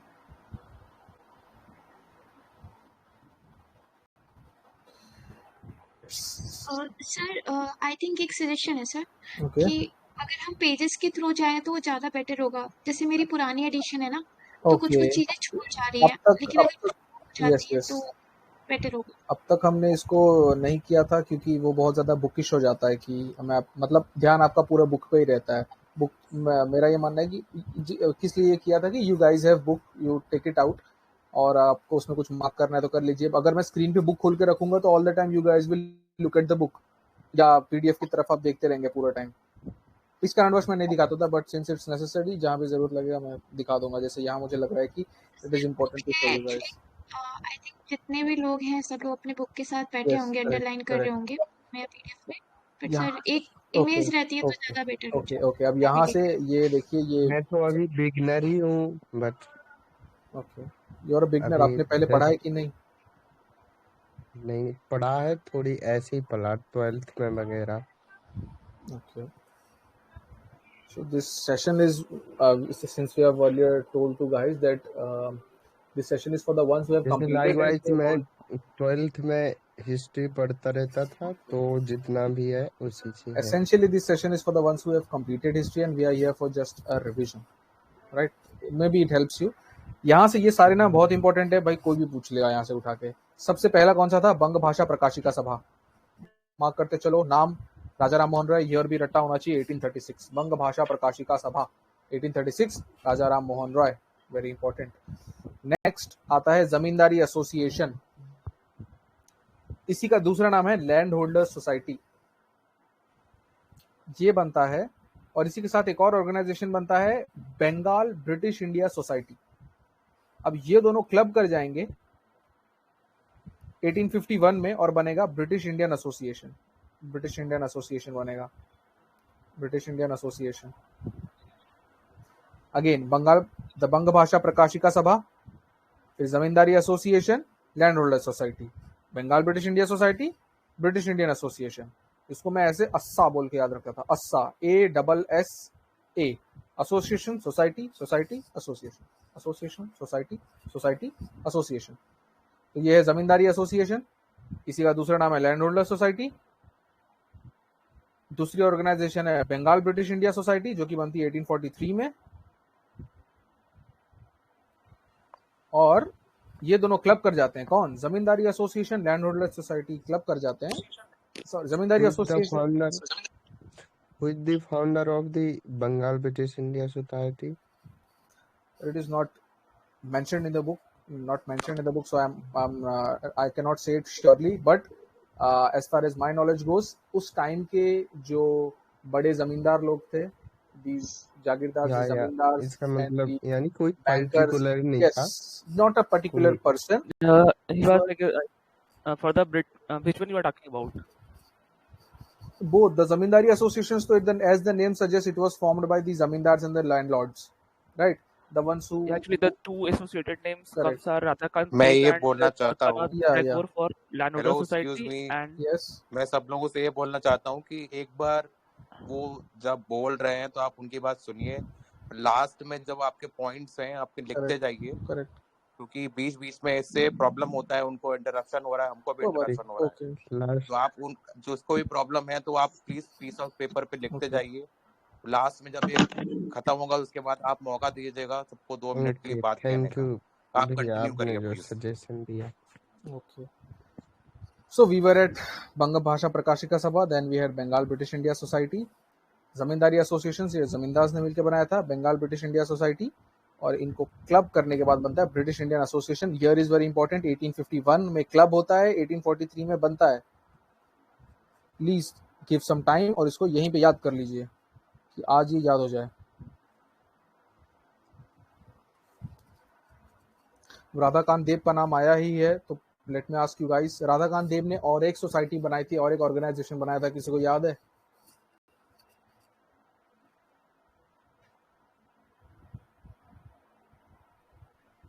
राधाकांत देव ने और एक ऑर्गेनाइजेशन बनाई थी।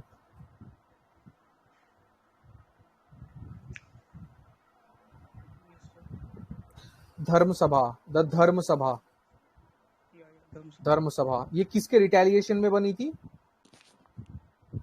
धर्म सभा, करेक्ट। धर्म सभा बनाई थी इन्होंने और उसके रिटेलिएशन में बनाई थी कि ये हम धर्म, मतलब पहले एक ऑर्गेनाइजेशन बनती है, उसके अगेंस्ट में ये लोग धर्म सभा बनाते हैं, Radhakant Dev. Yes, I think this is very helpful. जिन लोगों को नहीं पता होगा उनको पता चल जाएगा, जिनको याद था उनका रिवीजन हो जाएगा। We are spanning across chapters, अलग अलग चैप्टर्स में हम घुस रहे हैं, and this also shows you guys retention capacity, कितना आपको याद है। जिसने अच्छे से समझा होगा उसी को ये रिटेन होता है। टाइम दिया था रटने के लिए। Zamindari association, land holder society, Bengal British India society, कौन से साल में क्लब होते हैं? In which year did they club? 1851. When was Bengal British India Society formed? 1843. When was 1843. Congress formed? 1885. 5. Okay. Who was the first president of Congress? Umesh Chandra Banerjee. W.C. Banerjee. Who has chaired Congress for 3 times? Dada Banerjee. Dada Banerjee. Who has been the president of Congress for most number of times before partition? Maulana Abul Maulana Abul Kalam Azad. Great. 6 years. Great. Correct. Who was the president during the partition or independence? Okay, J.B. Kripalani. J.B. Kripalani. JB Kripalani Who was the viceroy when Congress was formed? Viceroy, Dufferin. Dufferin Dufferin. Who announced the partition of Bengal? Curzon. Curzon Lord Curzon. Who was the viceroy during Delhi Darbar? Harding. Harding Okay. Okay, great. Very great. You guys remember these things. So we'll proceed. We'll proceed ahead. Who was the president in add one 19... point. Okay. Apart from that, what is written in the book that British India Society of Bengal was founded by George Thompson. It is like some books. In name some that. books. Okay. It So, is in okay. my Very, notes, very, yeah. very And great for thing. British and for Landholder Society, the two names comes are Radhakant Dev and Dwarkanath Tagore. Very And good. two other prominent names related to that is Prasanna Kumar and Ramakal Sen. Write these things. Right. Ramkamal's name. Those who Those who wish to add on to the notes. Yeah, wish to add on, please. See again. Dwarkanath was the grandfather of Rabindranath Tagore, Yes. and he formed his Zamindari Association. See, Tagore's family is very much present into this history books. मतलब there are a lot of Tagores you will find, और वो सारे उनके family से related हैं रविंद्रनाथ जी के family. So Dwarkanath Tagore was his ancestor, correct? So these two societies club in 1851 formed British Indian Association. Yes, sir. And this British Indian Association was formed by the father of Rabindranath Tagore, who was Devendranath Tagore. What was his name? What was his name? Debendranath Tagore Devendranath. Yes. Devendranath Tagore का नाम भी हम. No, Dwarkanath was, I think, the. Yes. He was the grandfather. His grandfather. Yeah, grandfather. Formed Land Society, and then his son Devendranath Tagore, he clubbed the societies and formed British Indian Association. Yes. And he was also involved. Devendranath was also involved in the Brahmo Samaj. Very good. This was my subsequent question. There is another place where Devendranath Tagore was involved. It is Brahmo Samaj. Which Brahmo Samaj? Adi Brahmo Samaj. Adi Brahmo Samaj. Great. Is he correct? Is he correct? Mm-hmm.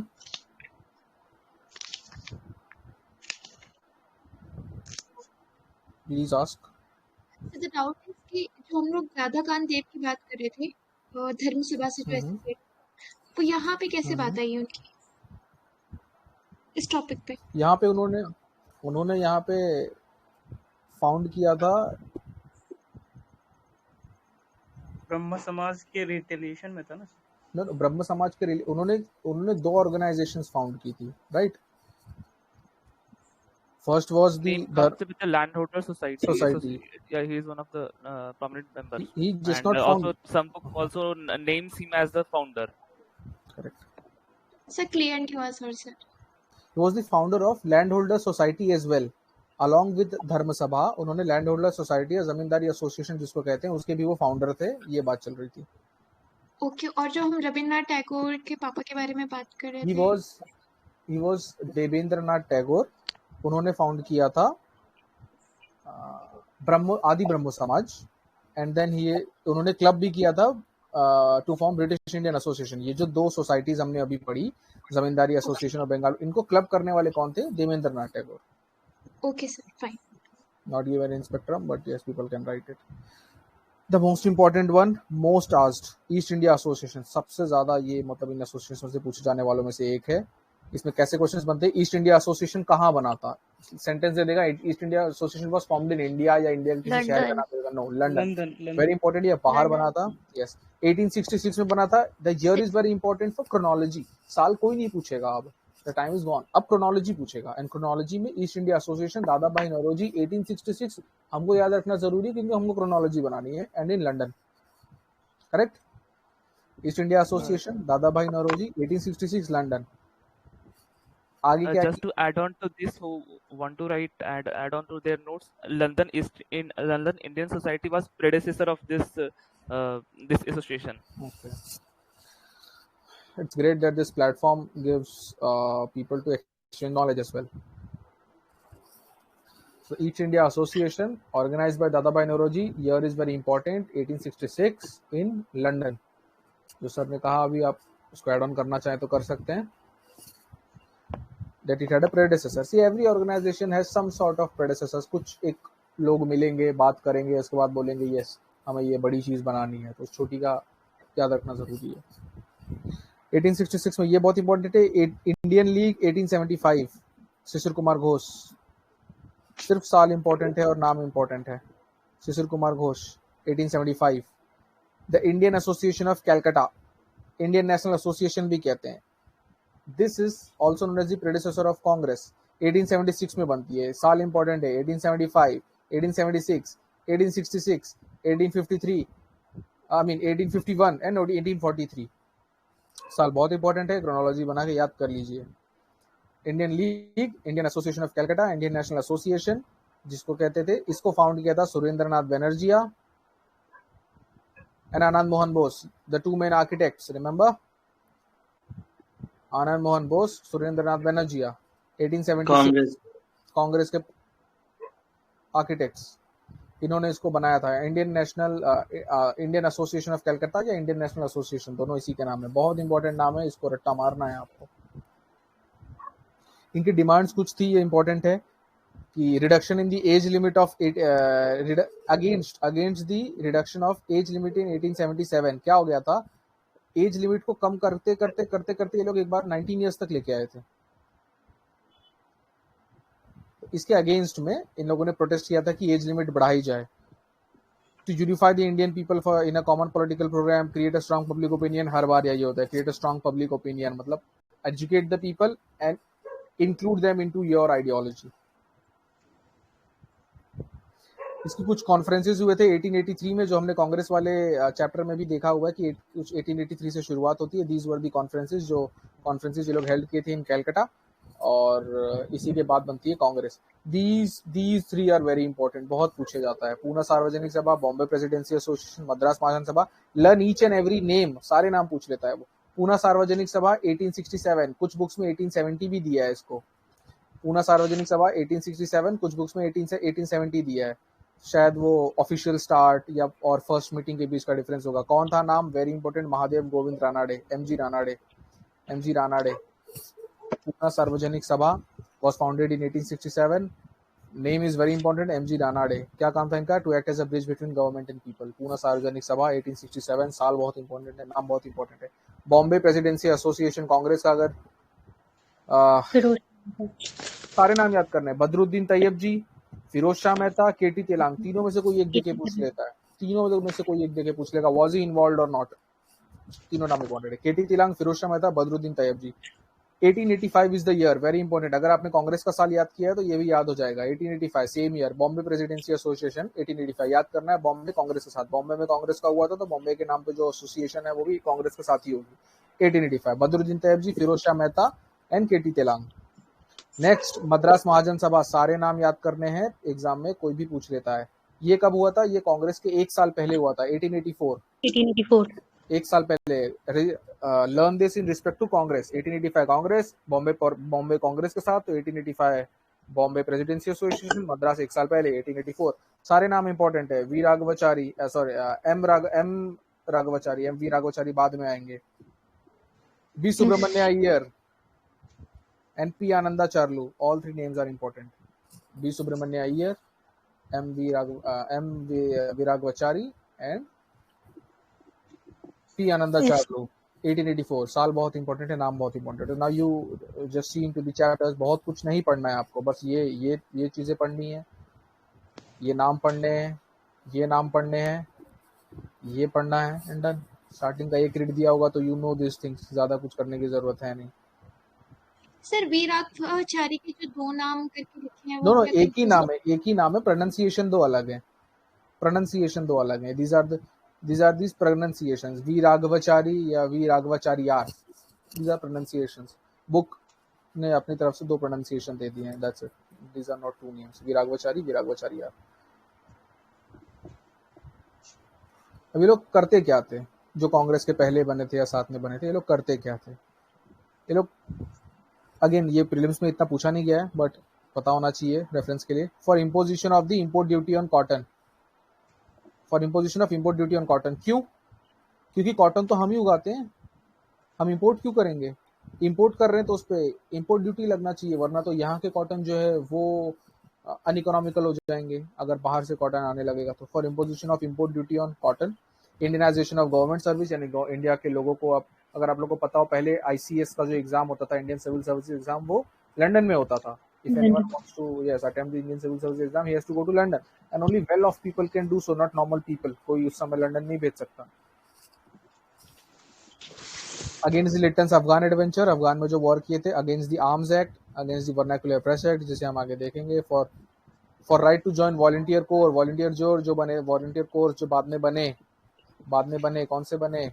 स्वदेश Bandhab Samiti, Swadesh Sangam, right? Can you recall? V Chidambaram Pillai, Subramanya Ashwini Kumar Dutta, in support of Ilbert bill. Ilbert bill क्या है वो हम आगे देखेंगे। In support for an all India fund for political education, not very important.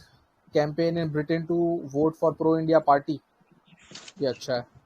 जो party pro India होगी Britain में, उसके लिए इंडिया कैंपेन करेगा। You guys might be knowing, पहले member of the parliament, Indian member of the parliament in the British parliament, who was he? Dadabhai Naoroji. Again ये बहुत ही factual है, शायद फिल्म से ना पूछा जाए। विच party? Sir labour party sir. Liberal party, very good, liberal party. Just think of that person. यहाँ पे हमको अपने ही देश में उस समय पार्टिसिपेशन नहीं मिल रहा लेजिस्लेटिव काउंसिल्स में, we are fighting for it. That guy went to that country. He fought election and won. He was not a member of the, I mean, यहाँ के राज्यसभा का एग्जाम्पल ले लीजिए।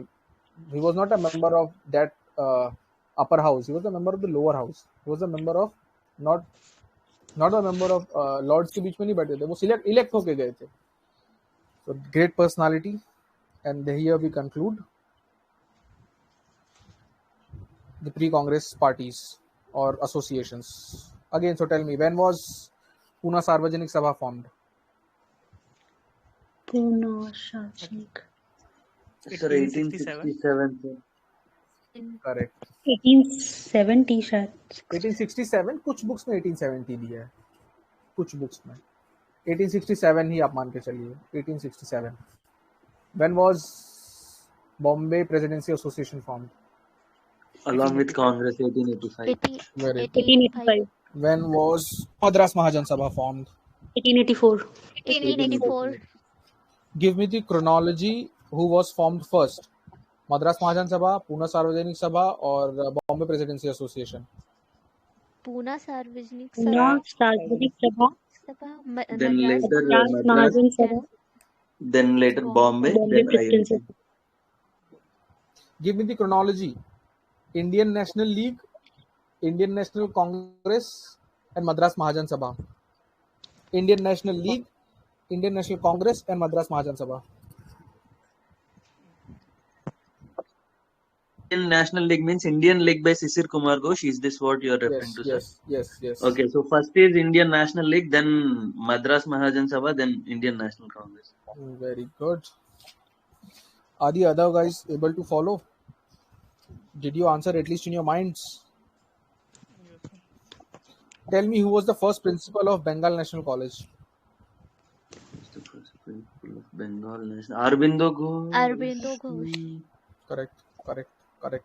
Who was the first? He was principal or president? Sir, he was the principal, sir. Who Principal. was the president, sir? You mentioned Raj Bihari Ghosh. Raj Bihari Raj Ghosh. Ghosh. Raj Bihari Ghosh. When was Raj Bihari Ghosh important time? When was he president of Congress? When was 1906 and 1907. Surat split. Surat split. 1916. 1916. No, 1916 is 1907. Lucknow. 1907. 1916 is Lucknow. Who was the president during Lucknow Pact? AC Mazumdar. AC Majumdar. Very good. Okay. Is there anything else to ask? Sir ये राज बिहारी घोष और राज बिहारी बोस एक बार इसका difference बताएं. Raj Bihari Ghosh and Raj Bihari Bose are two different persons. Firstly, Raj Bihari Ghosh was a moderate. Raj Bihari Ghosh के बारे में हमने पढ़ा है कि वो कांग्रेस के प्रेसिडेंट थे during the Surat split. Raj Bihari Ghosh was the first president of Bengal National College. Raj Bihari Bose is a different personality. हमने आगे पढ़ा है regarding the Ghadar movement. Yes. Delhi conspiracy.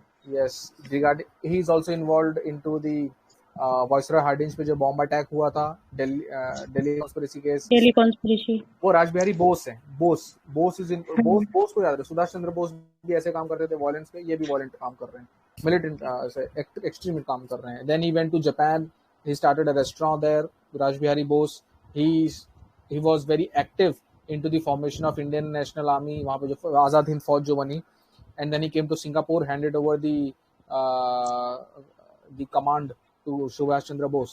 तो वो वहीं सेटल हो गए, वहीं पे उन्होंने शादी की, वहीं उन्होंने रेस्टोरेंट खोला जापान में. So is a very Raj Bihari Bose has a very great impact in the Indian national this freedom struggle. उनको आप सब जगह देखेंगे. वायसरॉय पे अटैक हो, जिम्मरमान प्लान हो, गदर मूवमेंट हो, कोमागातुमारू इंसिडेंट हो, आजाद हिंद फौज का गठन. He was everywhere. So we have completed these 3 chapters. I hope you guys have revised. Start में अपना थोड़ा सा टाइम वेस्ट हुआ. And just to make a distinction, like we can remember, like these are from the two different phases. This is in the early. These are 2 different phases. Yes. Yeah. Raj Bihari Ghosh was in the early phase. Bose was in the later phase. So we have completed 3 chapters. Target was more, but we'll stop here. It's 2 hours. Tomorrow we'll try to cover the next chapters. Next chapters are era of military nationalism हमने कर लिया है. We'll go to first phase of revolutionary activities. Please revise it. Then we'll go to first world war and nationalist response. Unit number बोल दीजिए. Chapter number 13, chapter number 14, first phase of revolutionary activities. Next subsequent chapters इसके बाद के, I mean 11, 12, 9, 11, 12, 10 हमने किया. 13, 14, 15, 16 3-4 chapters पढ़ लीजिए, अच्छे से पढ़ लीजिए. यहाँ पे आपको पता चलेगा आगे कि आपको रिवाइज क्या करना है, आपको याद क्या रखना है. बिकॉज बहुत सारा भी आप जैसे आप you can not revise keep on revising the entire spectrum. You need to underline things, look at time mocks, start giving mocks. So we are done for the day. किसी को कुछ पूछना है तो पूछ लीजिए, else will stop. Sir, there is a request for tomorrow's class, sir. Okay. That sir, whatever the revolutionary movements were there, sir, they were referred with different names in different places, sir. Okay. So please take it into consideration that tomorrow, while discussing those events, whatever the revolutionary movements were there, the synonyms as well should be different names. As in, can you name any? What do you mean by different names? Can you give an example of any? Sir, like sir, Maniktola conspiracy case. Yeah. It is Maniktola conspiracy. It was Muraripur conspiracy. It was Alipur. I'll take. I think that is only this one. Then we have. Yeah, I understood what you're trying to say. I'll keep to. Yes, sir. That is the place where I'm actually getting this. Yes. So please take it into consideration. It is the same event referred to as Alipur conspiracy, referred to as Maniktola conspiracy, referred to as Muraripur conspiracy. What is the reason? It is Alipur. The region is Alipur. Road का नाम कुछ है, घर का area का नाम कुछ है, विलेज का नाम मनिकटोला. या तो वो हर नाम से. अब जैसे आप मान लीजिए कि दिल्ली के किसी एरिया में कुछ हो जाए, करोल बाग में कुछ है, उसको बोलेंगे दिल्ली कॉन्स्पिरेसी, करोल बाग कॉन्स्पिरेसी. या और अदर आप कोई एरिया में चले जाए तो रेगरपुरा conspiracy. Yes sir, I'm understanding it. Hello sir. Anyone? Yeah. जैसे आपने पीडीएफ प्रोवाइड कराया था, हम पहले के डेमो सेशंस नहीं लिए थे, पर आपने जो पीडीएफ में लिंक किया है क्वेश्चंस का, तो क्या हमें वो पीडीएफ मिलेगा या फिर वैसा हम लोग डिस्कस भी करेंगे? पीडीएफ आई थिंक पीडीएफ उसमें जितनी चीजें हमें बोलनी है हम लिख दिया है, तो पीडीएफ आपको सर्कुलेशन की आप उसको यूज करिए, वेर आप कंटिन्यूस यूज करिए, they are for your use, उसका कुछ तो मतलब इसमें नहीं होने वाला है, they are for use, we keep on providing you with different years analysis के साथ, so they are just to refer your, अगर आप पीवाईक्यू एनालिसिस करना कैसे आप नहीं समझ पा रहे हैं या आप पिछले साल से कैसे रेफर हुआ है वो नहीं समझ पा रहे, उसके लिए पीडीएफ हैं। Here we are, इसमें हम कुछ PYQs भी करेंगे आगे चल के, पहले कुछ सिलेबस हो जाए, try to finish it up quickly ताकि आप लोगों का भी कम टाइम लगे इसमें, and this session gives you a place. अभी प्रीलिम्स को टाइम है, अगर आप अभी एक बार रिवाइज कर लेंगे और आप जैसा कि you guys are answering very brilliantly, इसके बाद आप वापस से प्रीलिम्स तक 2-3 बार रिवाइज कर लेंगे, your modern history is done, now only part which rest is आप अच्छे से रिवाइज करिए और PYQs का एनालिसिस करिए, try to see where you can put in your common sense, जो difficult questions है उसमें आप common sense कहाँ डाल सकते हैं। Also for modern history, मैंने कई बार ये पहले बोला, again I'll say this, in your free time guys, try watching the movies which are based on Indian national freedom struggle, आपको बहुत हेल्प मिलेगी चीज़ों को समझने में, कॉन्टेक्स्ट को समझने में। Movies like movie on Ambedkar, movie on Gandhi, movie on Bhagat Singh, movie on Swatantrya Veer Savarkar, movie on ये मूवीज आप देखेंगे, so like in Ambedkar you will see the Poona pact actually happening, you will see Ambedkar coming to Yerwada jail, you will see who all guys are involve, what were the discussions, आपके दिमाग में बैठेंगी ये चीजें। So in your free time I will look into Google. Okay, all right. What? Yeah, I was asking what's the name of that movie. Otherwise, I will look into Google. No issues. Okay. Yeah, so where was I? I was saying that try watching these movies. This will help you to at least remember. आप ऐसी historical movies देखिए. It will help you. You will see the things happening over there. Anyone else has any questions, or we'll end up here? We can end, sir. Okay. Thank you guys. I hope this helped you. Further going, we'll keep on आज पहला ही session था इसलिए हम ज्यादा question answers नहीं दे पाए। Sir मुझे कल कितने टाइम पे ही ये लाइव होगा? 9 o'clock will be live. Okay sir, thank you. Yes, thank you so much. So just a question, sir. Okay. Thanks for the session. Okay. May we know your brief introduction? Again, I've said this many times. At this moment, the stage at which we are of our preparation, we would not like to reveal our name or anything. We assure you, we have been at this stage, and please judge us only by the way we are providing you these sessions and the PDFs and all. So right now, we don't wish to have all the efforts. Yes. I am asking the question. Hello. Yes. Please, one by one. बोलो एक और। Hello sir, I am asking the question.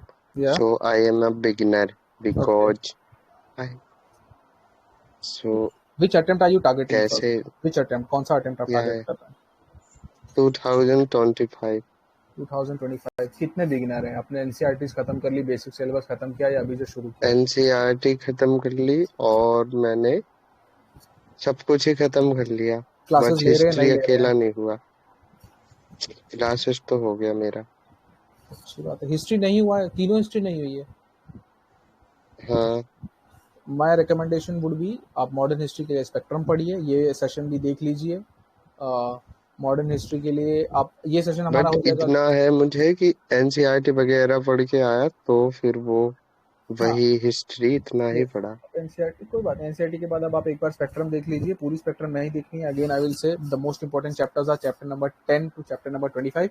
इसके बाद जो 6 chapters हैं बहुत छोटे छोटे हैं, उनके एक बार पढ़ के नोट्स बना लीजिए। इसके पहले के जो चैप्टर्स हैं उसमें ज़्यादातर काम जो है वो समरी पेज का है, समरी पेज से बहुत सीधे रट सकते हैं। तो स्पेक्ट्रम खत्म करिए।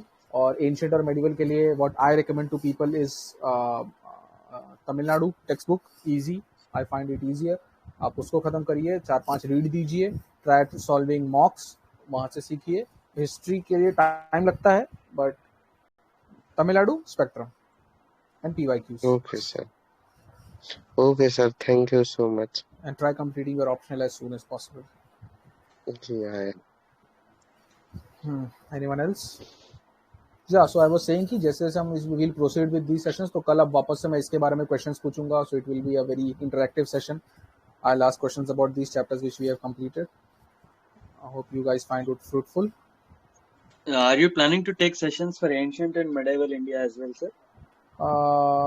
We have not right now. We have not thought of ancient or medieval India. The reason is what people target regarding prelims or being an aspirant. What do you target mainly is modern history, polity, Yes, sir. right? Environment. Yes, sir. Ancient medieval is very dicey. We can cover it, but we cannot guarantee marks over there. Right? For me as well, I go to the prelims paper. I am not sure if I score in ancient or medieval. I am sure I'll do in modern. I'm sure I have to do in polity, in economy, in environment. So that's the reason Yes, we are sir. not planning on ancient and medieval. Okay, Right? okay, That's yes. it. Okay, sir. Sure, sir. Okay. Thank you, sir. Okay. Anyone else has any questions? Or we sir end जैसे up? अभी modern history का chunk थोड़ा कम हो गया है, तो Yes, फिर क्या correct, करें? correct. पिछले 2-3 सालों में कम हुआ है, वापस आ जाएगा, no one knows. पिछले 2-3 सालों में कम हुआ है, वरना 7-8 सवाल आपको दिख जाते थे. पिछले कुछ 2 साल में कम हुआ है, very true. बट वापस आ जाएगा, you never know. You have to be prepared. See, what should be our motive while covering the difficult topics? Easy question नहीं छूटना चाहिए इसमें से. You getting me? पूरा सिलेबस इसलिए पढ़ा जाता है एक बार कम से कम अच्छे से कि इजी क्वेश्चन इसका नहीं छूटना चाहिए. फिर आपको जो अच्छा लगता है, जो इजी होता है, उसको आप अच्छे से तैयार कर लेते हो. पॉलिटी में तो एक भी नहीं छूटना चाहिए, या इस पार्ट से आ गया तो मेरा पक्का होना चाहिए. बट जो सारा सिलेबस ये ancient medieval art and culture भी अच्छे से करना चाहिए. क्यों?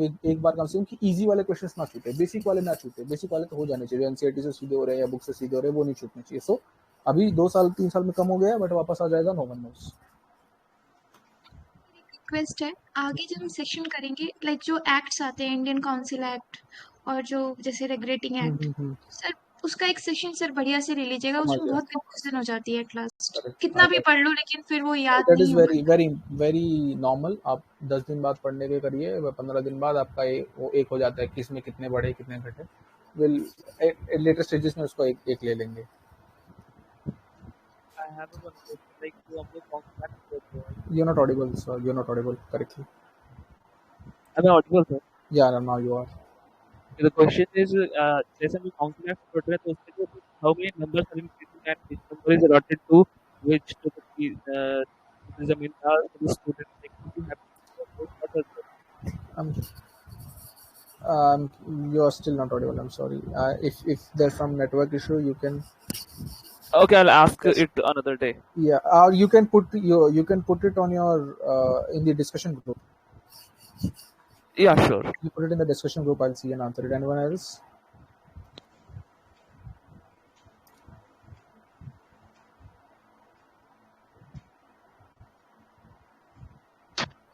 Will we be solving the PYQs over here also? PYQs, again, I'll say that yes, we'll during the course some will take up, but I'm not saying that we'll cover all PYQs. For PYQs, we have given the latest one. PYQs, we have given the PDFs. But इस questions में yes, we'll definitely take up some, but I won't commit कि हम सारे PYQs उठाने वाले. Last में हम थोड़े बहुत उठा के देखेंगे कि how you can attempt these. See, there are questions जहाँ पे आप समझ में नहीं आता अटेम्प्ट कैसे करना है, what should be the mindset, वो हम कुछ उठा के देखेंगे. But if you want to thoroughly of PYQs, हमने PDFs कुछ प्रोवाइड किए हैं. आपको लाइव जो सॉल्व करना है वो हम लास्ट में करेंगे थोड़े से. Yes, okay. आप इससे कम हो रहे हैं क्वेश्चंस, बट 5-6 क्वेश्चंस तो आएंगे ही आएंगे. कम हो रहा है मतलब जीरो तो नहीं हुआ है. और एनी डे एक क्वेश्चन भी आपका गेम कर सकता है. 2.66 मार्क्स रखता है एक क्वेश्चन. अगर आप उसको गलत कर देते हैं तो वो 2.66 मार्क्स दूर लेके जाता है आपको. सो आई एम श्योर आपको ये करेंगे. और हम PYQ सेंट्रिक ही पढ़ रहे हैं. All this things which I have told you, हमने हाईलाइट वही चीज़ें की हैं जो PYQs में है, जो क्वेश्चंस में है. PYQ सेंट्रिक ही चल रहे हैं ज़्यादा. बाकी ये कचरे पे इतना ध्यान नहीं दे रहे. जो क्वेश्चंस पूछे जा सकते हैं उसी पे ध्यान दे रहे हैं. Yes, thank you sir. Okay. Hello And sir. discussions? Yes. Sir मैं ये बोल रही हूँ, जैसे आप अभी रिवाइज करवा रहे हो तो सही लग रहा है, पर नेक्स्ट टाइम हम रिवाइज के लिए फिर से बुक खोले या अभी से ही शॉर्ट नोट्स बना लें? जैसे एक पेज में तो 3 चैप्टर्स आ जाएंगे, जैसे आपने इम्पोर्टेंट पॉइंट बताया कि ये Yes. हम बहुत बार पढ़े हैं पर वो याद नहीं रहता है, हाँ, तो सही रहेगा क्या अभी हम एक जगह लिख लें और उसी को याद करें? आपने अच्छे से पढ़ लिया है अगर, ठीक है, मैं जो रिकमेंड करता हूँ आप सुनिए, जो मैं आपने पहले से अगर अच्छे से पढ़ लिया तो वापस पूरी स्पेक्ट्रम तो पढ़नी ही नहीं है। अब आपने 2-3 बार पढ़ लिया तो आपको पता होना चाहिए कि क्या उठाना है। जैसे आज भी हमने जिन चीजों पे ज्यादा फोकस किया, आपने ध्यान दिया होगा, आप उनको अब भी स्पेक्ट्रम में मार्क कर लीजिए, अभी नोट्स मत बनाइए, अभी आप स्पेक्ट्रम में मार्क कर लीजिए, मार्क की हुई चीजों को 2-3 बार पढ़ लीजिए, उसके बाद आप नोट्स बनाइए। Did you get me? Okay sir. अभी आप ओके मार्क सर। करेंगे, बुक में मार्क करके 2-3 बार पढ़ लेंगे, उसके बाद आप नोट्स बनाइए। Okay because while sir, reading thank you to sir. Times again हो सकता है आपको कुछ मिल जाए जो इंपॉर्टेंट है, वो शायद सीधा अभी नोट्स बनाने जाएंगे तो हो सकता है वो स्किप कर जाए। Okay sir, thank you sir. Anyone else? क्या उन्होंने डिस्कशन में डाला? Those who have not yes, Yeah, I'm typing out right now. yeah, those who have not paid, this is the only session which is free as demo to you guys from tomorrow onwards. आज कुछ issue हो गया, hence we are taking it on the main channel. Those who guys have not paid, buy the course, and from tomorrow onwards it will be only for the paid people. So please, if you like it, please check out the course. It is an active discussion session. We'll discuss more. जैसे हम syllabus में आगे बढ़ेंगे, we'll discuss, and it will be very quick and crisp. Week or 10 days, it will be over. Next, we'll come up with other important things as well, like mappings, जो बहुत ही interesting होती हैं. We'll try to come up with this. So try to enroll. If you like it, try to enroll, because all this is not completely free. People have paid for this.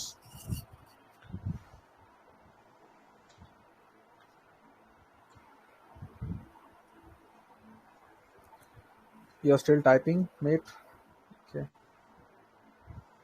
Yeah, I'm still typing. Just leave it Okay. there. No issue. Okay. Or am I audible right now? Yeah, you are audible now. You are audible now. So मेरा question था कि जो Indian council acts आते हैं तो उसमें जिस proportion में इंक्रीमेंट होते हैं नंबर्स में, जैसे जो वो डिस्कशन करा था हमने कि 16 to 60 चले गए थे in 1909, तो उसमें जो डिवीजन है, लाइक ऑफिशियल मेजॉरिटी में 34 ऑफिशियल्स थे, 25 इलेक्टेड, एंड उसमें जो डिवीजन है like 8 Muslim, 6 British and 2 landlords, तो ये डिवीजन वो इंपॉर्टेंट है कि नहीं याद करना? हाँ उतना डीप जाना या नहीं? No, you can skip it. You can skip it. Okay, thank you. उतना 27 और 60 जाना है. I'm sorry you had to type it all, but no, it's fine. उतना नहीं करना. Okay, sir, thank you. Yeah, again for people who this is among the last demos. इसके बाद सब कुछ paid ही होगा. I think you guys might be liking it. इसके आगे जाके जैसे जैसे हम आगे जाएंगे, there will be more discussions जैसे syllabus complete होगा, and it will be quick and crisp. हफ्ते 10 दिन में syllabus खत्म. This is the revision, so guys please revise it. This also gives you a target to revise, right? शायद ऐसे मन ना करे या target छूट जाए. You have to revise and come for tomorrow. Next chapters मैंने बता दिया, मैं ग्रुप में भी डाल दूंगा. 13, 14, 15, 16 जहाँ तक आप रिवाइज कर पाए उतना अच्छे से करके आइए. कल हम फिर से रिवाइज करेंगे. Okay, I'll end it now. Thank you so much.